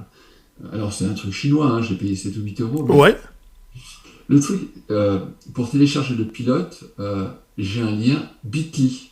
ok. Donc, je tape le lien Un lien qui est Bitly. raccourci, ouais, ouais, ouais. Voilà, voilà. Et je me retrouve pas sur le site d'un constructeur quelconque, je me retrouve ensuite sur une page Dropbox où j'ai Oh là téléchargé le là, ah pilote. oui, oui. Alors là, déjà, tu dis, bon, je me dis, mais des fois, enfin, on se tord des nœuds dans le cerveau pour des questions de sécurité sur Mac par rapport à site. Et là, on télécharge les pilotes sur une page Ah ouais, Dropbox. c'est vraiment, c'est dur. Ah oui, c'est vraiment, ah oui. Ouais. On vit pas dans le même monde. Non, mais donc, enfin voilà, donc j'en redécouvre cette réalité, enfin qui est une réalité un peu extrême, je le conçois parce que quelqu'un qui achète un portable PC, il est sans doute dans quand même dans des problématiques assez différentes, mais enfin voilà, moi les choses que j'entends des gens qui sont sur PC, c'est souvent les mêmes trucs, c'est l'autonomie du portable, c'est que c'est un portable dont les performances s'effilochent assez rapidement avec le temps. Puis c'est, on va dire, un problème plus ou moins de stabilité générale. Et ça, tous ces points-là, je veux dire, sont complètement, enfin, Apple les a adressés, il n'y a pas de souci. Alors macOS, oui, le truc, c'est que c'est toujours le problème lorsqu'on regarde ces conférences de la WWDC, hein, c'est que ils veulent faire un tiers iOS, un tiers iPadOS, un tiers macOS. Mais on sent que voilà, oui, ah tiens, en fait, ça, cette fonctionnalité, c'est surtout une fonctionnalité pour iOS, mais vous n'avez pas voulu la mettre dans le package iOS, donc vous l'avez mis pour macOS. Donc c'est le côté un petit peu, oui, ça, c'est compliqué. Le truc, moi, le truc qui me chagrine un petit peu, c'est la qualité des logiciels qu'Apple fournit avec macOS. C'est-à-dire que Safari, par exemple, qui est enfin moi, qui est un logiciel que j'ai beaucoup aimé longtemps. Maintenant, je Oui. continue à l'utiliser. Mais quand je vois ce que Safari fait et quand je vois qu'il y a beaucoup de gens qui innovent en matière de navigateur, je me dis ouais, enfin, ils peuvent faire mieux avec Safari sur Mac notamment. Hmm. C'est un peu ça qui me chagrine un petit peu. C'est vraiment l'application rappelle sur certaines choses, ouais, c'est des bonnes idées, mais c'est une sous-version par rapport à la version iOS. Et ça, la plupart des applications sont comme ça. Tu dis, ouais, c'est quand même mieux sur iOS.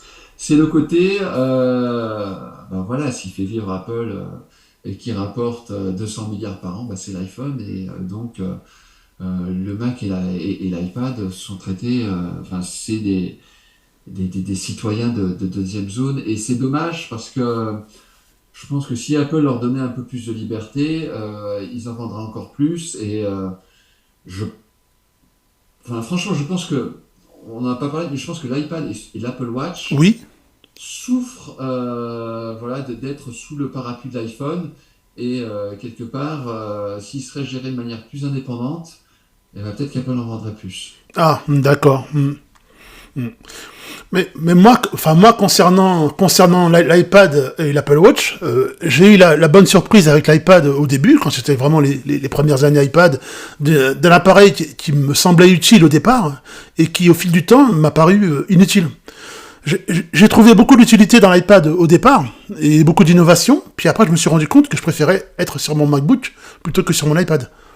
Mais après, Oui, mais bon, alors, pour deux raisons. La première, c'est que Apple a bridé l'iPad.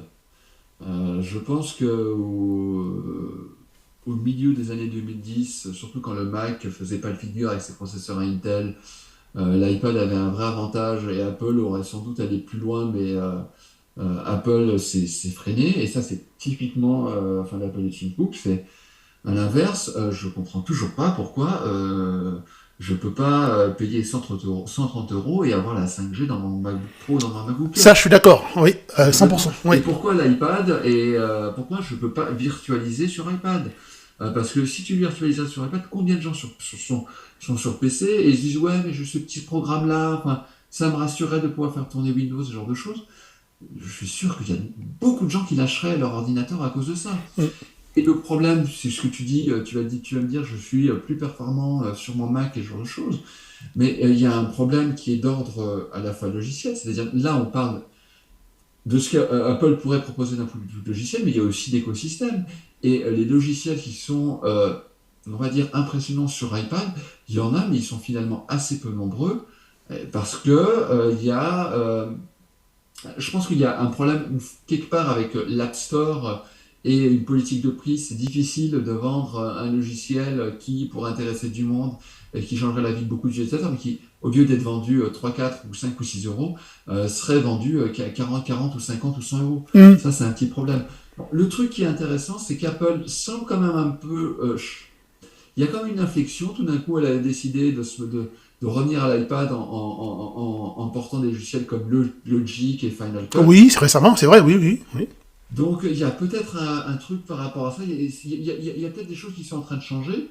Mais l'iPad, si aussi tu veux être vraiment productif, alors ça dépend, mais il faut aussi avoir énormément d'applications métiers, hein. Je pense que c'est aussi ça Mm. la clé du truc. On entend des choses pour la WDC cette année, une fois encore. On verra ce que ça donne, mais on est peut-être quand même à l'aube de certains changements et ça, ce serait intéressant. Mais c'est peut-être ça la faiblesse d'Apple, c'est que de manière générale, les logiciels, en fait, avant, elle proposait des applications, tu achetais un Mac, enfin voilà, avant tu achetais un Mac, on va parler parce que les éditeurs n'étaient pas là, et Apple disait, regardez, j'ai fait iMovie, regardez comme cette application elle est bien, Mm. regardez comme mon client mail il est bien, regardez comme mon navigateur web il est bien. Ouais, il y avait un bon pack software, quoi. Ouais. Voilà. Mm. Et par exemple, moi, je suis toujours, alors ça, c'est un petit peu, on va dire, le contre-exemple. Moi, je suis un grand fan des applications de la suite iWork. Et moi, je suis toujours peiné quand les gens installent un petit peu par défaut les applications de la suite Office. Je me dis, Ah mais oui, ah regardez, oui. Ouais. Pages and Numbers, Ouais, ça fait l'affaire, ouais, largement. c'est des super apps. Oui, oui. Elles sont vachement bien. Ça Enfin, marche très très bien. Mm. elles sont simples, elles permettent de faire 80 ou 90% de vos besoins. Moi, je partage tout un tas de documents avec Pages, ça marche incroyablement Ouais, bien. ouais. On est à deux, trois des fois à travailler sur des docs. C'est vraiment une expérience d'utilisation qui est super. Et ça, c'est un peu dommage, c'est qu'il n'y ait pas plus de trucs comme ça. D'accord. Et bon, et qu'est-ce que tu penses des logiciels qui viennent des poids lourds tels que Photoshop, Premiere, Final Cut. Est-ce qu'aujourd'hui en 2025, ça fait encore sens d'avoir ça sur un Mac pour un particulier, je parle pas pour un professionnel. Est-ce que parce qu'avant c'était vraiment la course, il fallait avoir un Mac, il fallait avoir Photoshop, il fallait avoir je sais pas Express. Est-ce qu'aujourd'hui avoir ces poids lourds, les GarageBand dont tu me parlais tout à l'heure, est-ce que ça fait encore sens Enfin, Ah, écoute, je vais te répondre très simplement. Je n'ai aucune de ces applications que tu as dit. Enfin, je n'ai plus Photoshop sur mon Mac depuis des années. d'accord. Le montage vidéo, j'en fais très très peu. Donc, Premiere ou Final Cut Pro, je les utilise pas. Alors, bon, si je faisais de la vidéo, j'aurais peut-être Ah, le... un argumentaire un petit peu différent. Ouais. Mais voilà, Photoshop, moi comme beaucoup, je l'ai remplacé par Pixelmator ou par Acorn. Moi aussi. Ouais. Et ça me suffit largement. Si j'avais des besoins, voilà, pour tout ce qui est podcast, moi je me sers de GarageBand.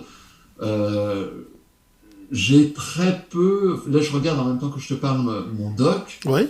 et j'ai aucune application qui est. Enfin, c'est que des applications qui coûtent une dizaine d'euros, quoi. J'ai rien de. Voilà, je regarde, j'ai un éditeur open source, j'ai Pixelmator, j'utilise Ulysses pour écrire, j'utilise Reader pour ma veille, je vois après beaucoup d'applications Apple intégrées comme calendrier, mail. Voilà, j'ai Antidote qui est une Ah application ouais, qui me sert évidemment correcteur, parce que ouais. Hmm. Super voilà, correcteur. qui est formidable. Non, j'ai des applications très basiques au final, hein. Alors évidemment, je serai infographiste, et bah, je paierai mon abonnement à la suite Adobe, très certainement, parce que c'est la suite de référence dans ce niveau-là, à ce niveau-là, mais voilà, il n'y a pas de... Et récemment, est-ce qu'il y a une application, un logiciel donc, sous Mac qui t'a vraiment surpris, à part Pixelmator Pro, on va dire. Est-ce qu'il y a une application qui t'a vraiment surpris et dont tu tires vraiment parti aujourd'hui, à titre individuel, hein, évidemment. Oui, oui, j'entends bien. Bah, c'est un peu ça, c'est là où on se dit qu'on a quand même des environnements matures, parce que je pense que euh, je vais plutôt répondre par la négative à la question. L'application qui m'a, entre guillemets, me surprend, mais c'est pas tellement une application, enfin, je l'ai sur mon dock, c'est ChatGPT. D'accord. ChatGPT, je m'émerveille à chaque fois que je lui pose un truc, que je lui demande un truc, qu'il fasse un truc. C'est là, par contre, on est en termes de BAF, on en est au même niveau que, enfin, je t'expliquais il y a une trentaine d'années, lorsque la première fois que j'ai vu un Mac. Je lui ai dit, dessine-moi ça, fais-moi ci, fais-moi ça. Là, on a l'impression un petit peu de toucher le futur. Alors, il faut prendre en compte, j'entends bien tous les défis que posent les intelligences artificielles génératives, que ce soit, on va dire, les enjeux énergétiques ou les hallucinations, ce genre de trucs. Mais enfin là, tout d'un coup, on a l'impression d'avoir fait un bond assez phénoménal. Hmm. D'accord. Alors là, on fait une petite coupe et on se reconnecte parce que ça va couper. D'accord. D'accord. Ok. À tout de suite. À tout.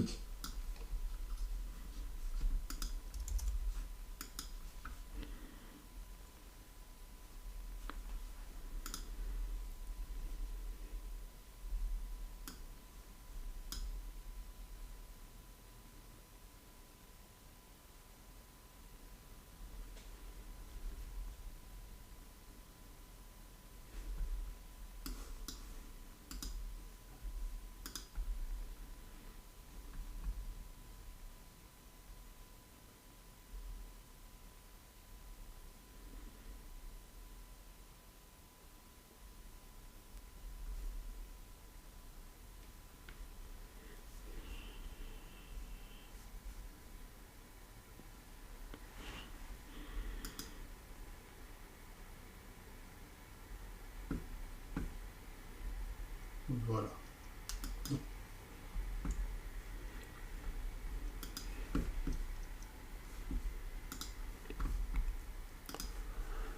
Ouais, Christophe, tu m'entends? Allô, Christophe? Ouais, je suis là. Ah super. Je suis désolé hein, pour les c'est des petites choses.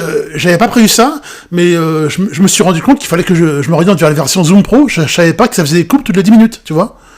Ça c'est Si, des... ouais, toutes les 10 minutes, toutes les heures.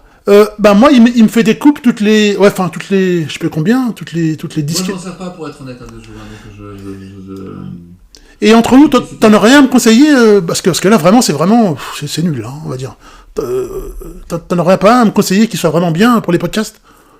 Moi, je suis très basique, je suis trop en FaceTime audio, hein. Enfin, après, je sais pas, mais D'accord, nous, quand on fait nos podcasts, on est tous en FaceTime et puis on enregistre nos pistes et puis voilà. Après, d'accord. je sais pas si avec FaceTime tu peux récupérer.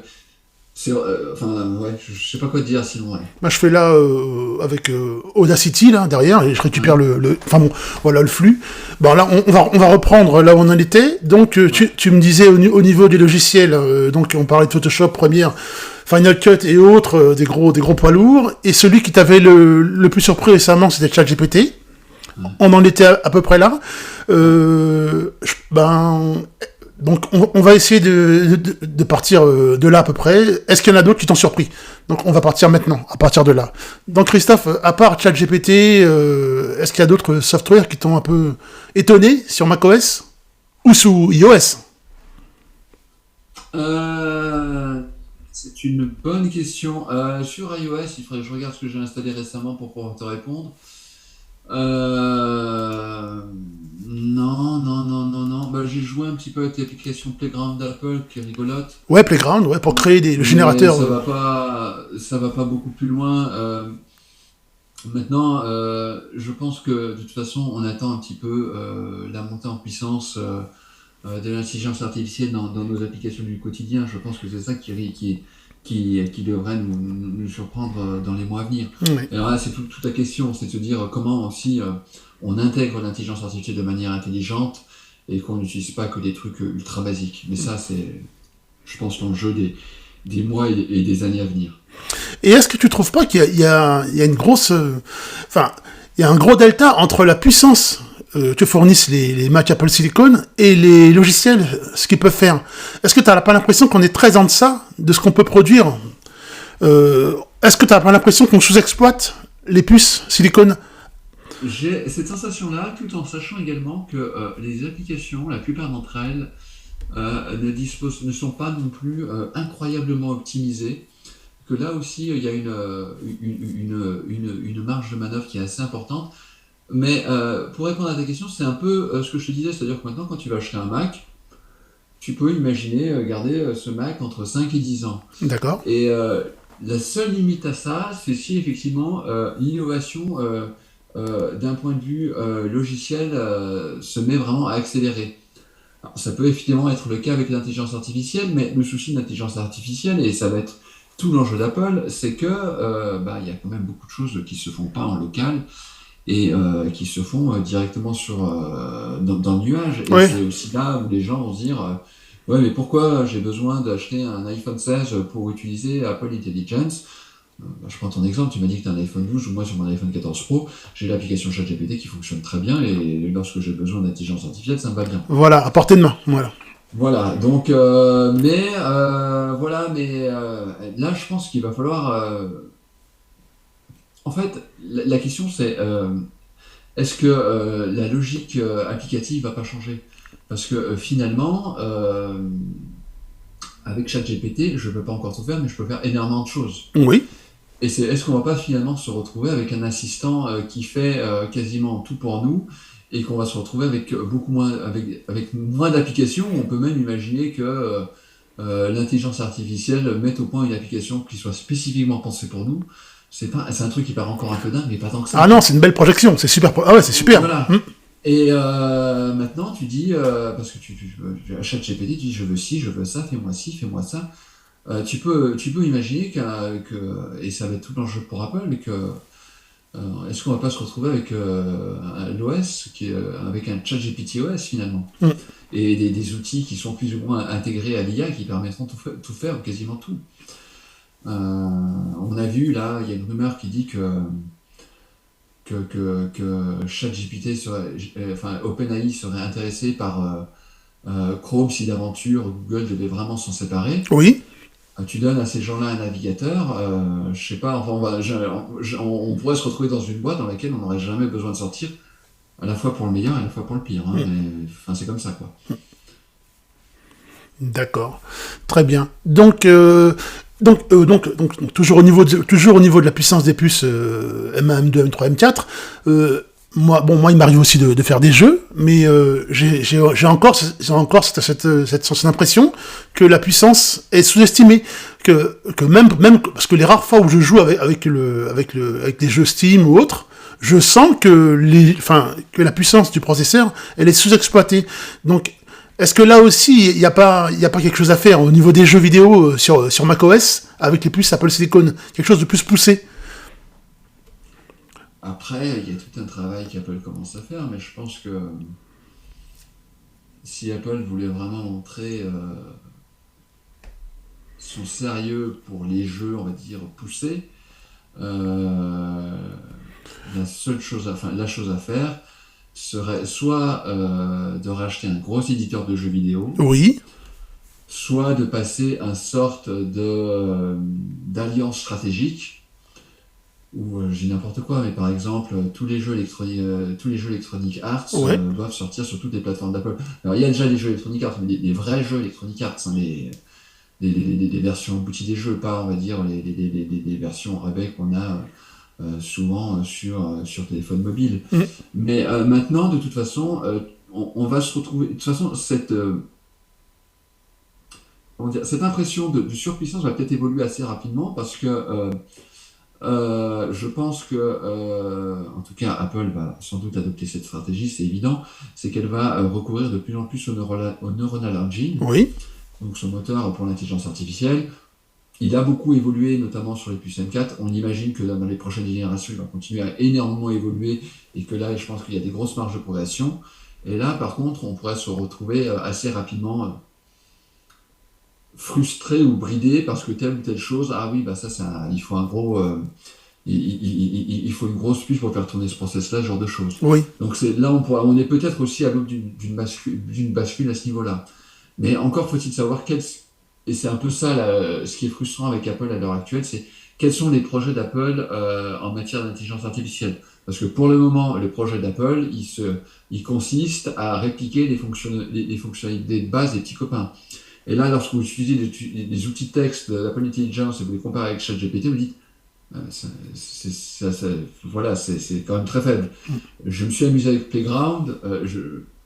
En même temps, je me suis amusé avec le dernier modèle qui permet de créer des images sur ChatGPT. Et enfin voilà, c'est gentil Playground, mais c'est un jouet. Mm. Et voilà, Apple a un vrai retard, mais elle cherche à combler ce retard. Mais après, la question c'est l'intelligence artificielle, mais pourquoi faire? Bah justement, bah, tu m'aides bien. On va faire la jonction vers une autre partie du podcast. Justement, concernant l'intégration Apple Intelligence et l'IA, etc. Bon, moi, je pense que tout le monde fait des reproches. Enfin, j'ai entendu beaucoup de reproches. Apple Intelligence ceci, c'est pas assez cela, ça va pas assez loin. Mais j'ai l'impression que c'est un faux problème. J'ai l'impression que comme je l'ai dit, moi j'ai un simple iPhone 12, j'ai l'impression que n'importe qui peut avoir accès aux meilleures fonctionnalités avec les agents conversationnels, je sais pas, Meta AI, ChatGPT, Perplexity, n'importe qui peut avoir accès à l'intelligence artificielle. Pourquoi est-ce qu'on aurait absolument besoin d'Apple Intelligence alors qu'en fait il y a plein d'applications tierces, enfin, qui font le job. Et toi, est-ce que tu penses que cette intégration et cette attente de certains d'Apple Intelligence, est-ce qu'elle est justifiée ou pas du tout? Comment tu vois ça en fait? Ouais, alors Apple a deux stratégies possibles. Et je pense que là, c'est comment dire, elle est vraiment à la croisée des chemins. Soit effectivement, elle utilise ton raisonnement, dire oui, on peut utiliser Perplexity, on peut utiliser ChatGPT, on peut utiliser ci et ça et ça. Et elle se débrouille pour que, et c'est ce qu'elle va commencer à faire, elle a commencé avec Apple Intelligence, Apple Intelligence, et tu peux le plugger à ChatGPT. A priori, tu pourras faire la même chose avec Gemini cette année, parce qu'ils sont a priori en train de signer des partenariats avec Google, et ils vont sans doute signer des partenariats avec d'autres. D'accord. Donc le Mac, l'iPhone, l'iPad, tu pourrais choisir l'intelligence artificielle avec laquelle tu es à l'aise. On peut imaginer un scénario comme cela. Et ça peut être tout à fait satisfaisant pour les utilisateurs, on va dire, pour une version 1.0 du monde dans lequel on vit dans l'intelligence artificielle. Alors ça évolue tellement vite que c'est un peu culotté de dire 1.0, et puis il y a tout en prenant en compte le passé qu'il y a eu avec les IA. D'accord. Le problème avec ça, je pense que cette vision-là, pour Apple, elle est mortifère. Ou en tout cas, elle perd définitivement le contrôle qu'elle avait un petit peu sur tout, comme elle a toujours aimé avoir. Parce que pour l'instant, l'intelligence artificielle est uniquement en surface. Mais à terme, il faut que l'intelligence artificielle soit en profondeur. C'est-à-dire que ce soit un truc où c'est encore moi qui vais vers l'intelligence artificielle. Et c'est peut-être ça le problème. Et à terme, il faut que l'intelligence artificielle vienne à moi. D'accord. Là, il y avait la fameuse vision d'Apple avec comment il s'appelait ça, le Smart Navigator, où tu as une personne tu avais une vignette dans ton Mac, c'est une vidéo qui avait été faite dans les années 90, où quelqu'un te parle et qui te dit voilà ton planning pour ta journée, tu dois faire ci, tu dois faire ça. Enfin, où là, tu as vraiment un vrai assistant au quotidien. Mhm. Et je pense qu'à un moment donné, eh ben, on va se retrouver à avoir des OS qui carburent à l'intelligence artificielle. Et là, Apple ne peut pas se permettre de dépendre de telle ou telle technologie, elle doit être maître de sa technologie. Il faut comme ça que macOS puisse aider à faire tout un tas de choses. Il faut que quelque part l'intelligence artificielle soit en mesure de faire disparaître le Finder. Il y a plein de on a encore, et c'est pas péjoratif ce que je vais dire, hein, Oui, mais on est, avec nos ordinateurs, on fait quand même un travail de tâcheron, on fait des petites manipulations, tac, tac, on fait plein de petites choses qui demandent 10, 15, 20, 25 manipulations oui. qu'on ne devrait pas avoir à faire. Donc, C'est-à-dire, par exemple, enfin, on va prendre un exemple tout bête, c'est-à-dire que là, maintenant, on va finir d'enregistrer le podcast, je vais l'exporter dans un tel format, je vais le mettre dans un tel dossier pour que je puisse le mettre dans le cloud. Après, je vais demander un lien, un lien raccourci que je vais ensuite t'envoyer. oui. Enfin, voilà, on a fait ces 7-8 étapes. L'automatisation, Euh, en fait, hein. Oui, oui, oui. Plus d'auto. Ouais. voilà, mais à un moment donné, je devrais dire, voilà, enfin, le système devrait s'en rendre compte de lui-même. Ah oui, je parle avec Jean-Christophe, c'est fini. Est-ce que tu veux que je l'envoie? Boum, boum, boum, boum. Hmm. Qu'il n'y ait plus rien à faire. Et c'est pour ça que, alors, on a beaucoup gossé, et à juste raison, des premiers appareils qui sont sortis avec l'intelligence artificielle intégrée. Il y a eu le fameux Pineye de Human AI, là, Oui. ce petit, Petit boîtier qu'on accrochait, enfin, ouais, ouais, voilà, ouais. ouais. Et bon, c'était pour l'instant très.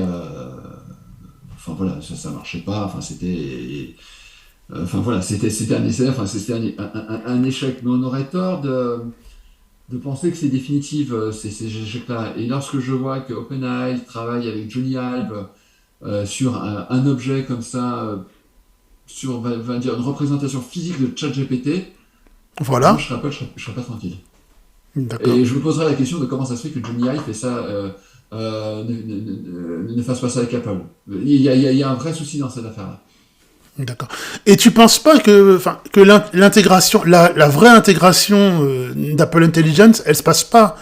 Est-ce que pour toi, elle ne se passe pas plutôt sur un autre objet, comme tu viens de dire? Est-ce qu'elle passerait pas plutôt par des lunettes, plutôt que par un macOS ou un iOS? Est-ce que pour toi, c'est Non, pas plus mais naturel que ça passe par un objet? Oui, dis-moi, oui. elle va arriver partout. Oui. C'est ça le truc. C'est que, évidemment, il y a des choses avec le Mac ou l'iPhone qui vont être très utiles au quotidien. Effectivement, et c'est là où on voit tout le problème d'Apple, c'est comment Apple a pu sortir un casque sans penser à l'intelligence artificielle. Oui. Tu parles de lunettes. Et évidemment, là, on se moque de lui, on se moque beaucoup de Musk et de ses robots, mais la vraie incarnation physique de l'intelligence artificielle, ça va être des robots. Oui. Ça va être, enfin, à un moment donné, ça va être, alors je sais pas, 5, 10, Ouais, peu 15 importe la ans, mais forme que ça prend, oui. des sortes d'humanoïdes, enfin, qui vont se retrouver à passer l'aspirateur, enfin, faire tout un tas de choses, quoi. Mm. Et peut-être préparer la cuisine, enfin, j'en sais rien. Pour l'instant, ça paraît un peu pareil, mais en Ouais. même temps, quand tu regardes, enfin, tout le monde l'a fait, enfin, beaucoup, moi, je me suis amusé tas de fois avec ChatGPT de dire. J'ai pas d'idée, je dois cuisiner ce soir et j'ai pas envie de m'embêter. J'ai des carottes, du poulet, du riz ou je ne sais trop quoi. Qu'est-ce que tu me conseilles de faire? Et puis Mm. il me sort la recette et je suis la recette et 25 ou 30 minutes plus tard, j'ai un repas et en plus c'est un repas qui sort de l'ordinaire Oui. Mm. dans le sens où je sors mes propres recettes à moi et que ça me fait faire des choses un petit peu différentes de ce que j'aurais pu faire sans réfléchir. Donc D'accord. oui, l'intelligence artificielle, enfin, elle a commencé, elle est déjà, mais elle est amenée à s'imposer partout, partout. Et toi, par exemple, enfin, lorsque tu utilises, je sais pas, sur ton MacBook, lorsque tu utilises la fonction, par exemple, résume-moi cet email, enfin, t'es convaincu de ça? Je veux dire, résume-moi cet email, ça te, comment dirais, ça te parle? T'as l'impression d'être effectif en utilisant cette fonctionnalité ou alors c'est encore gadget? Comment tu vois ça, toi, en fait, toutes ces petites greffes comme ça qui arrivent de tous les côtés? Bah, c'est relativement intéressant. Après, j'ai pas non plus souvent des emails qui font 35 pages, donc j'en ai pas forcément besoin. D'accord? Mais des fois, Des fois, il y a des emails qui m'énervent et je voulais répondre de manière entre guillemets agressive. Je l'écris de manière agressive, je le reconnais, puis je dis, je sais pas si je fais ça avec Apple Intelligence ou ChatGPT, je dis, ouais, réécris-moi ça de manière un peu plus Ouais, plus fluide, ouais, voilà. diplomatique. Ouais, par exemple, ouais. Voilà, enfin, et puis, non, non, mais il y a des choses sur lesquelles c'est formidable. Moi, j'apprends des langues et là aussi, c'est un outil qui est extraordinaire. Tu lui dis, cette expression, qu'est-ce que ça veut dire? Est-ce que c'est machin? Ou tu as écrit un mail dans une langue étrangère, et puis tu dis à ChatGPT, est-ce que c'est bien ce que j'ai écrit? Puis il dit, moi, j'écrirais ça autrement, ça c'est bien, ça c'est pas bien. Ça, t'as oublié, du coup, la conjugaison à la troisième personne de l'indicatif, c'est comme ça. Ouais. C'est incroyable. Et moi, le truc qui m'intéresse et que je trouve ça fou, c'est à quel point les utilisateurs, je veux dire, lambda ou normaux, l'ont adopté. Enfin, moi, je vois ma femme, elle a parlé, elle est, je sais pas si elle est geek, mais elle aime bien utiliser entre guillemets une nouvelle technologie, mais elle va pas non plus se rouler sur le nouvel iPhone. Ouais. À quel point, à quelle vitesse elle a adopté Copilot, et puis j'ai vu, enfin, l'écran d'accueil de mon grand, enfin sur son smartphone. Et enfin voilà, il y a ChatGPT qui est là. Mais d'ailleurs, c'est assez étonnant. À un moment donné, à un moment donné, il avait un travail à faire. Il avait besoin d'un traitement de texte. Ouais.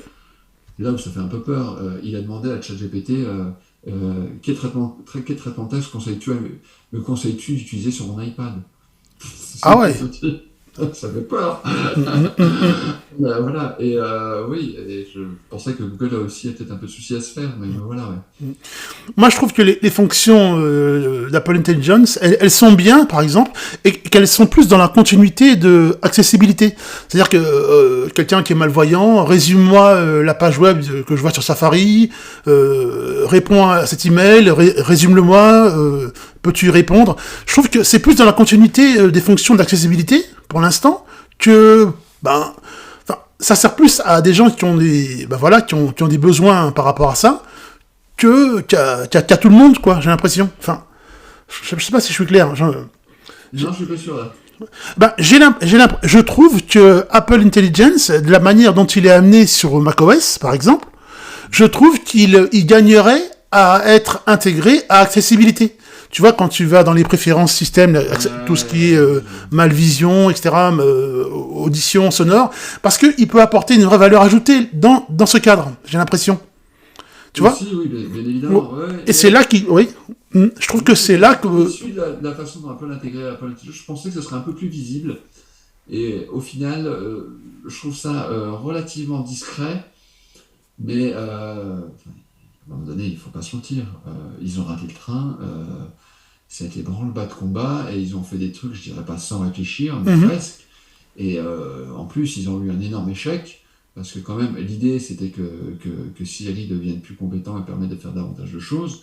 Et ils se sont loupés, pour l'instant, dans les grandes longueurs, en accusant un énorme retard. Et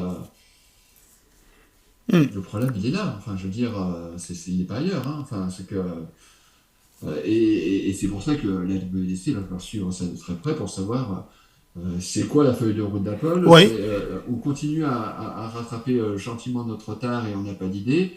Ou regardez, on fait des choses un petit peu différentes grâce à ces technologies, grâce à nos technologies-là. Alors, il y a par exemple, moi j'attends ça avec impatience, ça fait des années, je ne comprends pas qu'il n'ait pas encore fait.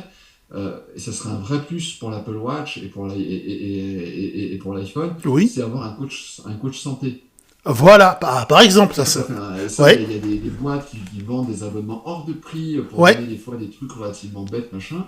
Eux, alors eux, déjà, ils ont la base d'utilisateurs avec les dizaines et dizaines de millions d'utilisateurs d'Apple Watch. Ils ont une quantité de data qui est juste incroyable, qui remonte, qui permettent sans doute d'intégrer qui permettent à l'intelligence artificielle d'exploiter ces données. Ils oui, ont une salle de gym, enfin une salle de sport à San Francisco ou à Cupertino dans lesquelles ils font des essais en permanence pour tester. Enfin voilà. Enfin, bref, ils ont tout un tas de choses. Et là, ils ont une vraie, euh, ils ont une vraie carte à jouer. Alors, ce qui me fait un peu peur, c'est qu'on nous a entendu, oh, finalement, c'est finalement au planning, mais ça sortirait pas avant l'année prochaine. Donc, quand ils vont arriver, on va toujours avoir l'impression qu'ils arrivent un petit peu. Ouais, en décalé, C'est quoi. pour le dernier, Ouais, voilà, ce genre ouais. de choses, mais Mm, bon, mm. ça peut être intéressant, ça. D'accord. Bon, moi, très bien concernant un peu l'intelligence et l'IA. Là, on va passer à la dernière partie du podcast. Je voulais justement t'interroger un peu, me dire, je voulais avoir ta vision, parce que c'est toujours elle qui m'intéresse, par rapport à tous les services d'Apple. Donc, TV+, musique, arcade, Apple One, Tier+. Donc, lesquels pour toi sont utiles, et lesquels pour toi sont vraiment, ben, voilà, on va dire, enfin, bon, pas indispensables, on va dire, simplement. Ouais, bah, il faudrait rajouter Apple Pay déjà, Apple Pay aussi, qui est quand exactement, même un oui. truc juste phénoménal, hein. Donc là, Apple a très bien profité, a très bien exploité la chose. Ça pourrait être un peu plus difficile dans les mois et années à venir, parce que je pense que la fin, ils se sont fait taper sur les doigts par les régulateurs et ils sont en train d'ouvrir la puce NFC de l'iPhone et Apple Pay va avoir de la concurrence. Bon, alors on verra si c'est pour le meilleur ou pour le pire. Moi, je pense que la politique des services, c'est beaucoup d'échecs. Euh, alors, je vais prendre un autre. Je vais commencer par Apple News et Apple News Plus. D'accord. Parce que je pense qu'Apple a raté une énorme opportunité. Et là, je ne parle pas d'opportunité de faire de l'argent. Je pense que on est dans une période avec les réseaux sociaux, les fake news, ce genre de choses. Je pense que ça aurait été, comment dire,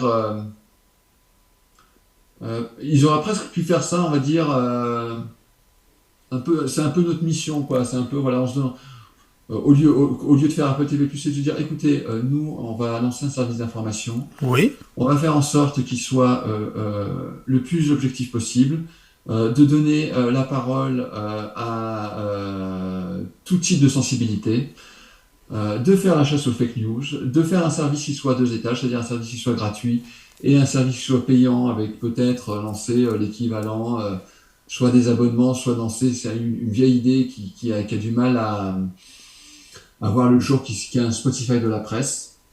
Enfin, vraiment de se lancer un truc et puis de se dire, oui, bah, on cherche pas forcément à faire de l'argent, on cherche vraiment à apporter notre contribution Un vrai service, quoi. Oui. voilà, un service aux sociétés. Mhm. Et non, bah, là, ils ont fait n'importe quoi avec un. Enfin, ils ont essayé de faire de l'argent en mettant des magazines, enfin, en faisant plus ou moins une sorte de caféine améliorée. Ils n'ont pas sorti des États-Unis ou à peine dans quelques pays. C'est un ratage complet. Et je pense parce que là, Apple pouvait dire on n'est pas intéressant, on cherche pas à la limite, bon, on met un peu de pub ou ce genre de choses, mais il y a. Il y a une vraie opportunité que je trouve dommage qu'ils aient laissé. TV+, bah, j'ai souvent dit tout le mal que j'en pensais. Je pense que Mhm. c'est une perte de temps et une perte d'argent parce qu'ils perdent de l'argent. Et enfin voilà, quand je vois Tim Cook se balader à des grands prix pour parler avec Lewis Hamilton ou avec tel ou tel réalisateur, je me dis bon, si c'est sur son temps libre et que ça l'amuse, pourquoi pas. Mais Mhm. sinon, il n'a pas mieux à faire Tim Cook que de signer des deals pour telle ou telle série. Enfin, c'est juste lunaire, quoi. Ouais, ouais, ouais.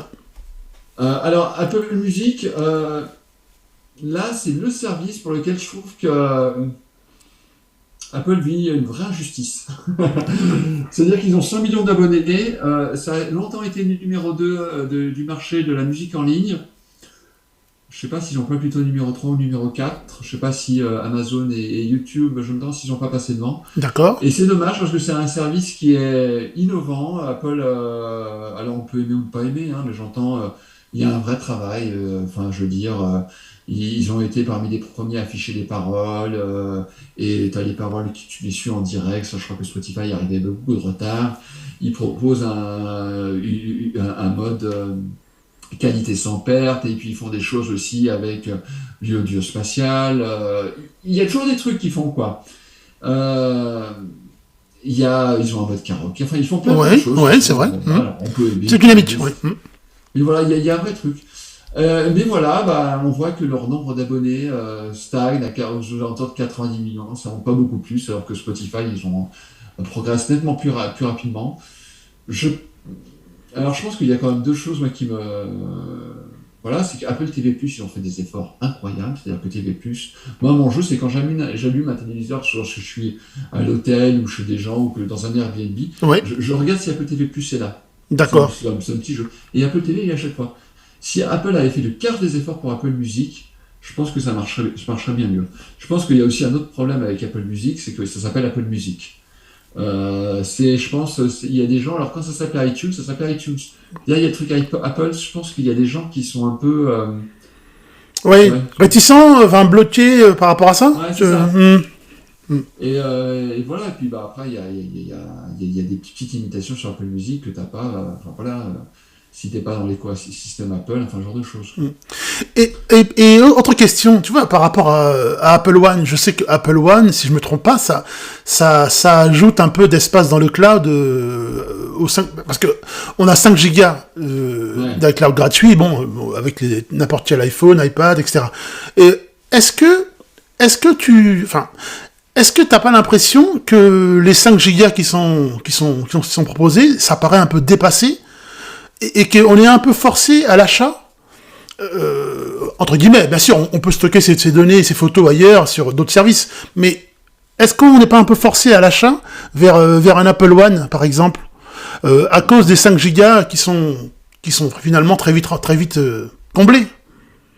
Oui, Je sais pas si tu vois ce moi que je... je Oui. pense que, oui, oui, mais je pense aussi que, ça va peut-être un petit peu choquer, mais je pense que l'achat d'un forfait iCloud ou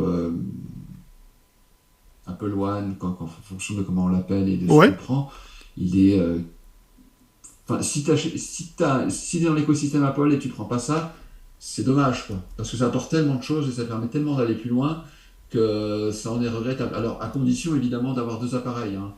Si effectivement tu n'as qu'un Mac ou tu n'as qu'un iPhone et que tu es et t'es dans un autre écosystème, c'est moins intéressant. Mais si tu es dans un écosystème full Apple, pour moi, c'est indispensable et obligatoire. Après, c'est vrai que oui, bah, Apple a toujours été célèbre pour son côté RANA. On parlait des 8 Go de RAM, des 256 Go de stockage, et il y a ces 5 Go qui sont, ouais, Hmm.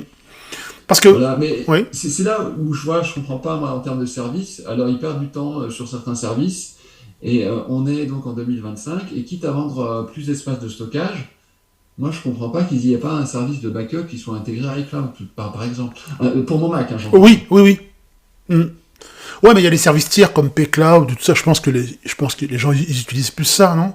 Tu sais, les services Pcloud, le backup en ligne, choses comme ça. Bien Ouais. sûr, mais bon, Ou le si le NAS, moi principe c'est j'utilise de le pas se prendre NAS, la ouais, tête, ouais. voilà, enfin, ça peut être de dire j'ai ma sauvegarde en local Ouais, à la native, maison, ouais. et voilà. Et donc, est-ce que tu as d'autres remarques est-ce qu'il y a d'autres services qui t'ont séduit ou qui te séduisent encore ou que tu trouves indispensables service Apple, j'entends. Oui. Ouais, ouais, Apple Care, il faut prendre un Apple Care dès lors que vous achetez un matériel qui est un petit peu cher. Vous achetez une tranquillité d'esprit qui est juste incroyable par rapport à ça. Enfin, pour moi, c'est assez indispensable. D'accord. Euh, Apple Arcade, tu en as parlé, moi je trouve qu'Apple va pas assez loin. C'est-à-dire que je pense que le jour où il y aura un ou deux, il y aurait vraiment des choses qui disent ah, c'est sûr, il faut avoir Apple Arcade pour ça. Ah, je vais me le prendre. Ah, c'est ça. Ouais. Mais en fait, le problème des services d'Apple, c'est que, et ça j'ai souvent des discussions avec mes collègues, c'est que j'ai jamais entendu quelqu'un qui n'est pas dans l'environnement Apple me dire ouais, il y a cette série, enfin, il y a ce jeu sur Apple Arcade, ça doit vraiment être bien, ce genre de choses. Oui. Et c'est un peu la même chose sur Apple TV+. Il y a eu deux, trois séries, mais enfin, il n'y a jamais eu la série. Voilà, On n'a oui. jamais eu une série qui a fait Ouais, l'événement clivante, sur oui. Apple TV+. Hum, hum, hum. Il y a eu deux, trois trucs qui ont un petit peu marché. Il y a Ted Lasso, il y a eu des petits trucs, il y a Severance actuellement. Ouais, c'est vrai, aussi, Mais, ouais. Hum. mais c'est très léger, quoi. D'accord. Bon, on a fait à peu près le tour au niveau des services. Bon, ben, pour conclure un peu le podcast, est-ce que toi, tu aurais d'autres remarques à apporter aux auditeurs? Quelque chose qui pourrait leur servir, une astuce, un conseil, une projection, enfin, quelque chose que tu aurais à ajouter, donc, par rapport à tout ça? Qu'est-ce que tu n'aurais pas dit et que tu aurais envie de dire, par exemple, sur un matériel, un Ouais, service? ouais, ouais. Ouais. Je vais prendre un constat de base enfin, j'ai eu beaucoup de discussions avec ça. Lorsqu'on achète un produit, finalement, en 2025, ce qui est peut-être le plus important, c'est l'autonomie. Même si on n'a pas forcément des gros nomades. Parce que plus vous achetez un iPhone, une Apple Watch, un Mac, ou un iPad avec une grosse autonomie, Au bout de 2 ans, lorsqu'il y aura la capacité de la batterie Sera sera de réduite, oui. 90, 85, 80%, vous aurez encore un appareil avec une autonomie décente. Et lorsque vous changerez après, si vous voulez vraiment faire durer cet appareil, lorsque vous voudrez, si vous changez la batterie de cet appareil, vous vous assurez vraiment qu'il ait la plus longue vie possible. Et donc, je pense que ça, c'est quelque chose, l'autonomie, ça doit être un élément que l'on prend en compte. Alors, mais il ne faut pas le prendre en compte au jour de l'achat, mais il faut toujours penser quelle sera l'autonomie de cet appareil dans 1 an ou dans 2 ans. Et ça, c'est là un peu, voilà. Alors, quand on achète un MacBook Air M4 ou un MacBook Pro, l'autonomie est tellement bonne que l'autonomie dans 2-3 ans, Elle bouge très peu, ça ouais. ne sera pas gênant. Ouais. Mais c'est par exemple un vrai problème sur l'Apple Watch, et ça peut être aussi le problème sur certains iPhones ou iPad. D'accord, l'autonomie. Mais par contre, on n'a pas beaucoup parlé de l'Apple Watch, mais moi, je trouve que l'Apple Watch, elle est vraiment bien pour certains usages. Mais par exemple, moi, je suis sportif, je préfère ma Garmin au niveau de l'autonomie, quoi. Je me vois pas faire du running avec une Apple Watch. Je me sens plus à l'aise avec ma Garmin. Je pars en randonnée en forêt de Fontainebleau, je fais un trek. Je me vois pas avec une Apple Watch, quoi. Je sais pas pourquoi ce produit-là, hormis pour la santé. Ça dépend, une Apple Watch Ultra tient bien. Ceci dit, il y a quand même 2 choses à faire, hein. Il y a Oui. 2 choses à prendre en compte, hein. On est d'accord, l'Apple Watch a un déficit d'autonomie par rapport à une Garmin. Mais si tu décides d'utiliser le Garmin comme une Apple Watch, tu remarques que le gap entre l'Apple Watch et la Garmin baisse ostensiblement, hein. D'accord. C'est-à-dire que si tu t'amuses à courir, à écouter de la musique sur ta Garmin, ça baisse. Alors ça baisse pas aussi vite qu'une Apple Watch, mais ça baisse vite, hein. Mm. Et c'est pour ça que Garmin, pour l'instant, traîne des pieds à intégrer une connexion cellulaire dans Ouais. leur montre. Ouais, ça, Parce ouais. que le jour où tu feras, avec ta Garmin, tu streameras sur Spotify en écoutant de la musique en Bluetooth, c'est pas tout à fait la même limonade. Alors, encore une fois, Garmin, enfin moi aussi j'ai une montre Garmin, en termes d'autonomie, il n'y a pas photo, et si tu veux faire un truc un petit peu exceptionnel, c'est plus inspiré de prendre la Garmin Ah oui. qu'une Apple Watch. Mais les deux, en fait, vont vers le même objectif, et l'un comme l'autre, ils ne sont pas arrivés, parce que Garmin cherche en permanence à rendre ses montres plus polyvalentes, plus multimédia, et ce genre de choses, et là où Apple est quand même un peu plus fort. Et donc voilà, c'est là où c'est très intéressant. Mais voilà, ces objets-là ont encore, je pense, une importante marge de progression. Ouais. Mais toi, tu utilises les deux ou t'en as une que tu préconises plus? J'ai toujours une Apple Watch au poignet, ça c'est certain, pour ma génération. D'accord. J'utilise souvent des montres, soit une Garmin, soit une Coros. D'accord. Je préfère Coros que Garmin pour te dire. Mais je regarde de très près l'actualité de ces marques-là, et je suis leurs produits. Et oui, ça c'est un domaine, de toute façon, le sport et l'informatique qui m'intéresse beaucoup. Donc ouais, tout à fait. D'accord. Ok. Bon, on va conclure le podcast. Bon, bien sûr, Christophe, je te remercie énormément pour ton intervention et pour tout ce que tu as pu apporter aux auditeurs et à moi aussi, bien sûr. Et c'était un plaisir, et voilà. Merci à tous. Et je sais que tu n'es pas forcément disponible et que j'ai beaucoup de chance que tu aies accepté forcément d'être interviewé, entre guillemets. Et ça, je te remercie énormément. Voilà, c'est ce que je voulais te dire. Et surtout, une bonne continuation à Mac Génération et à l'excellent travail que vous produisez tous. Mac Génération, IGN, vous produisez un travail vraiment excellent, une veille d'actualité que je trouve vraiment, vraiment très, très, très bonne, très réactive. Hein, à l'heure US, vous êtes vraiment très réactif. Et ça, je trouve que c'est super. Et vous êtes pour moi je le dis vraiment, hein, ça fait un peu fanboy, mais c'est pas grave. Vous êtes vraiment Bah oui, non, mais je le dis, y a pas de souci, quand quelqu'un est bon, moi je dis qu'il est bon. Et vous êtes vraiment bon dans ce que vous faites, et vous apportez vraiment énormément à la communauté, je trouve. Et ça, peu importe les niveaux utilisateurs, hein, que ce soit les néophytes, des pros, les utilisateurs intermédiaires, je trouve qu'on trouve toujours à boire et à manger sur vos différentes plateformes. Et ça, je trouve ça assez bon. Voilà, c'est ce que je voulais dire. Eh ben écoute, merci pour tous ces compliments. Ah ils sont justifiés, hein, tu sais bien, hein, ils sont vraiment justifiés, sinon je le dirais pas. Hein. Voilà. Et merci à tous de nous avoir écoutés en tout cas. Merci à toi. C'était un plaisir. Une très bonne journée à toi.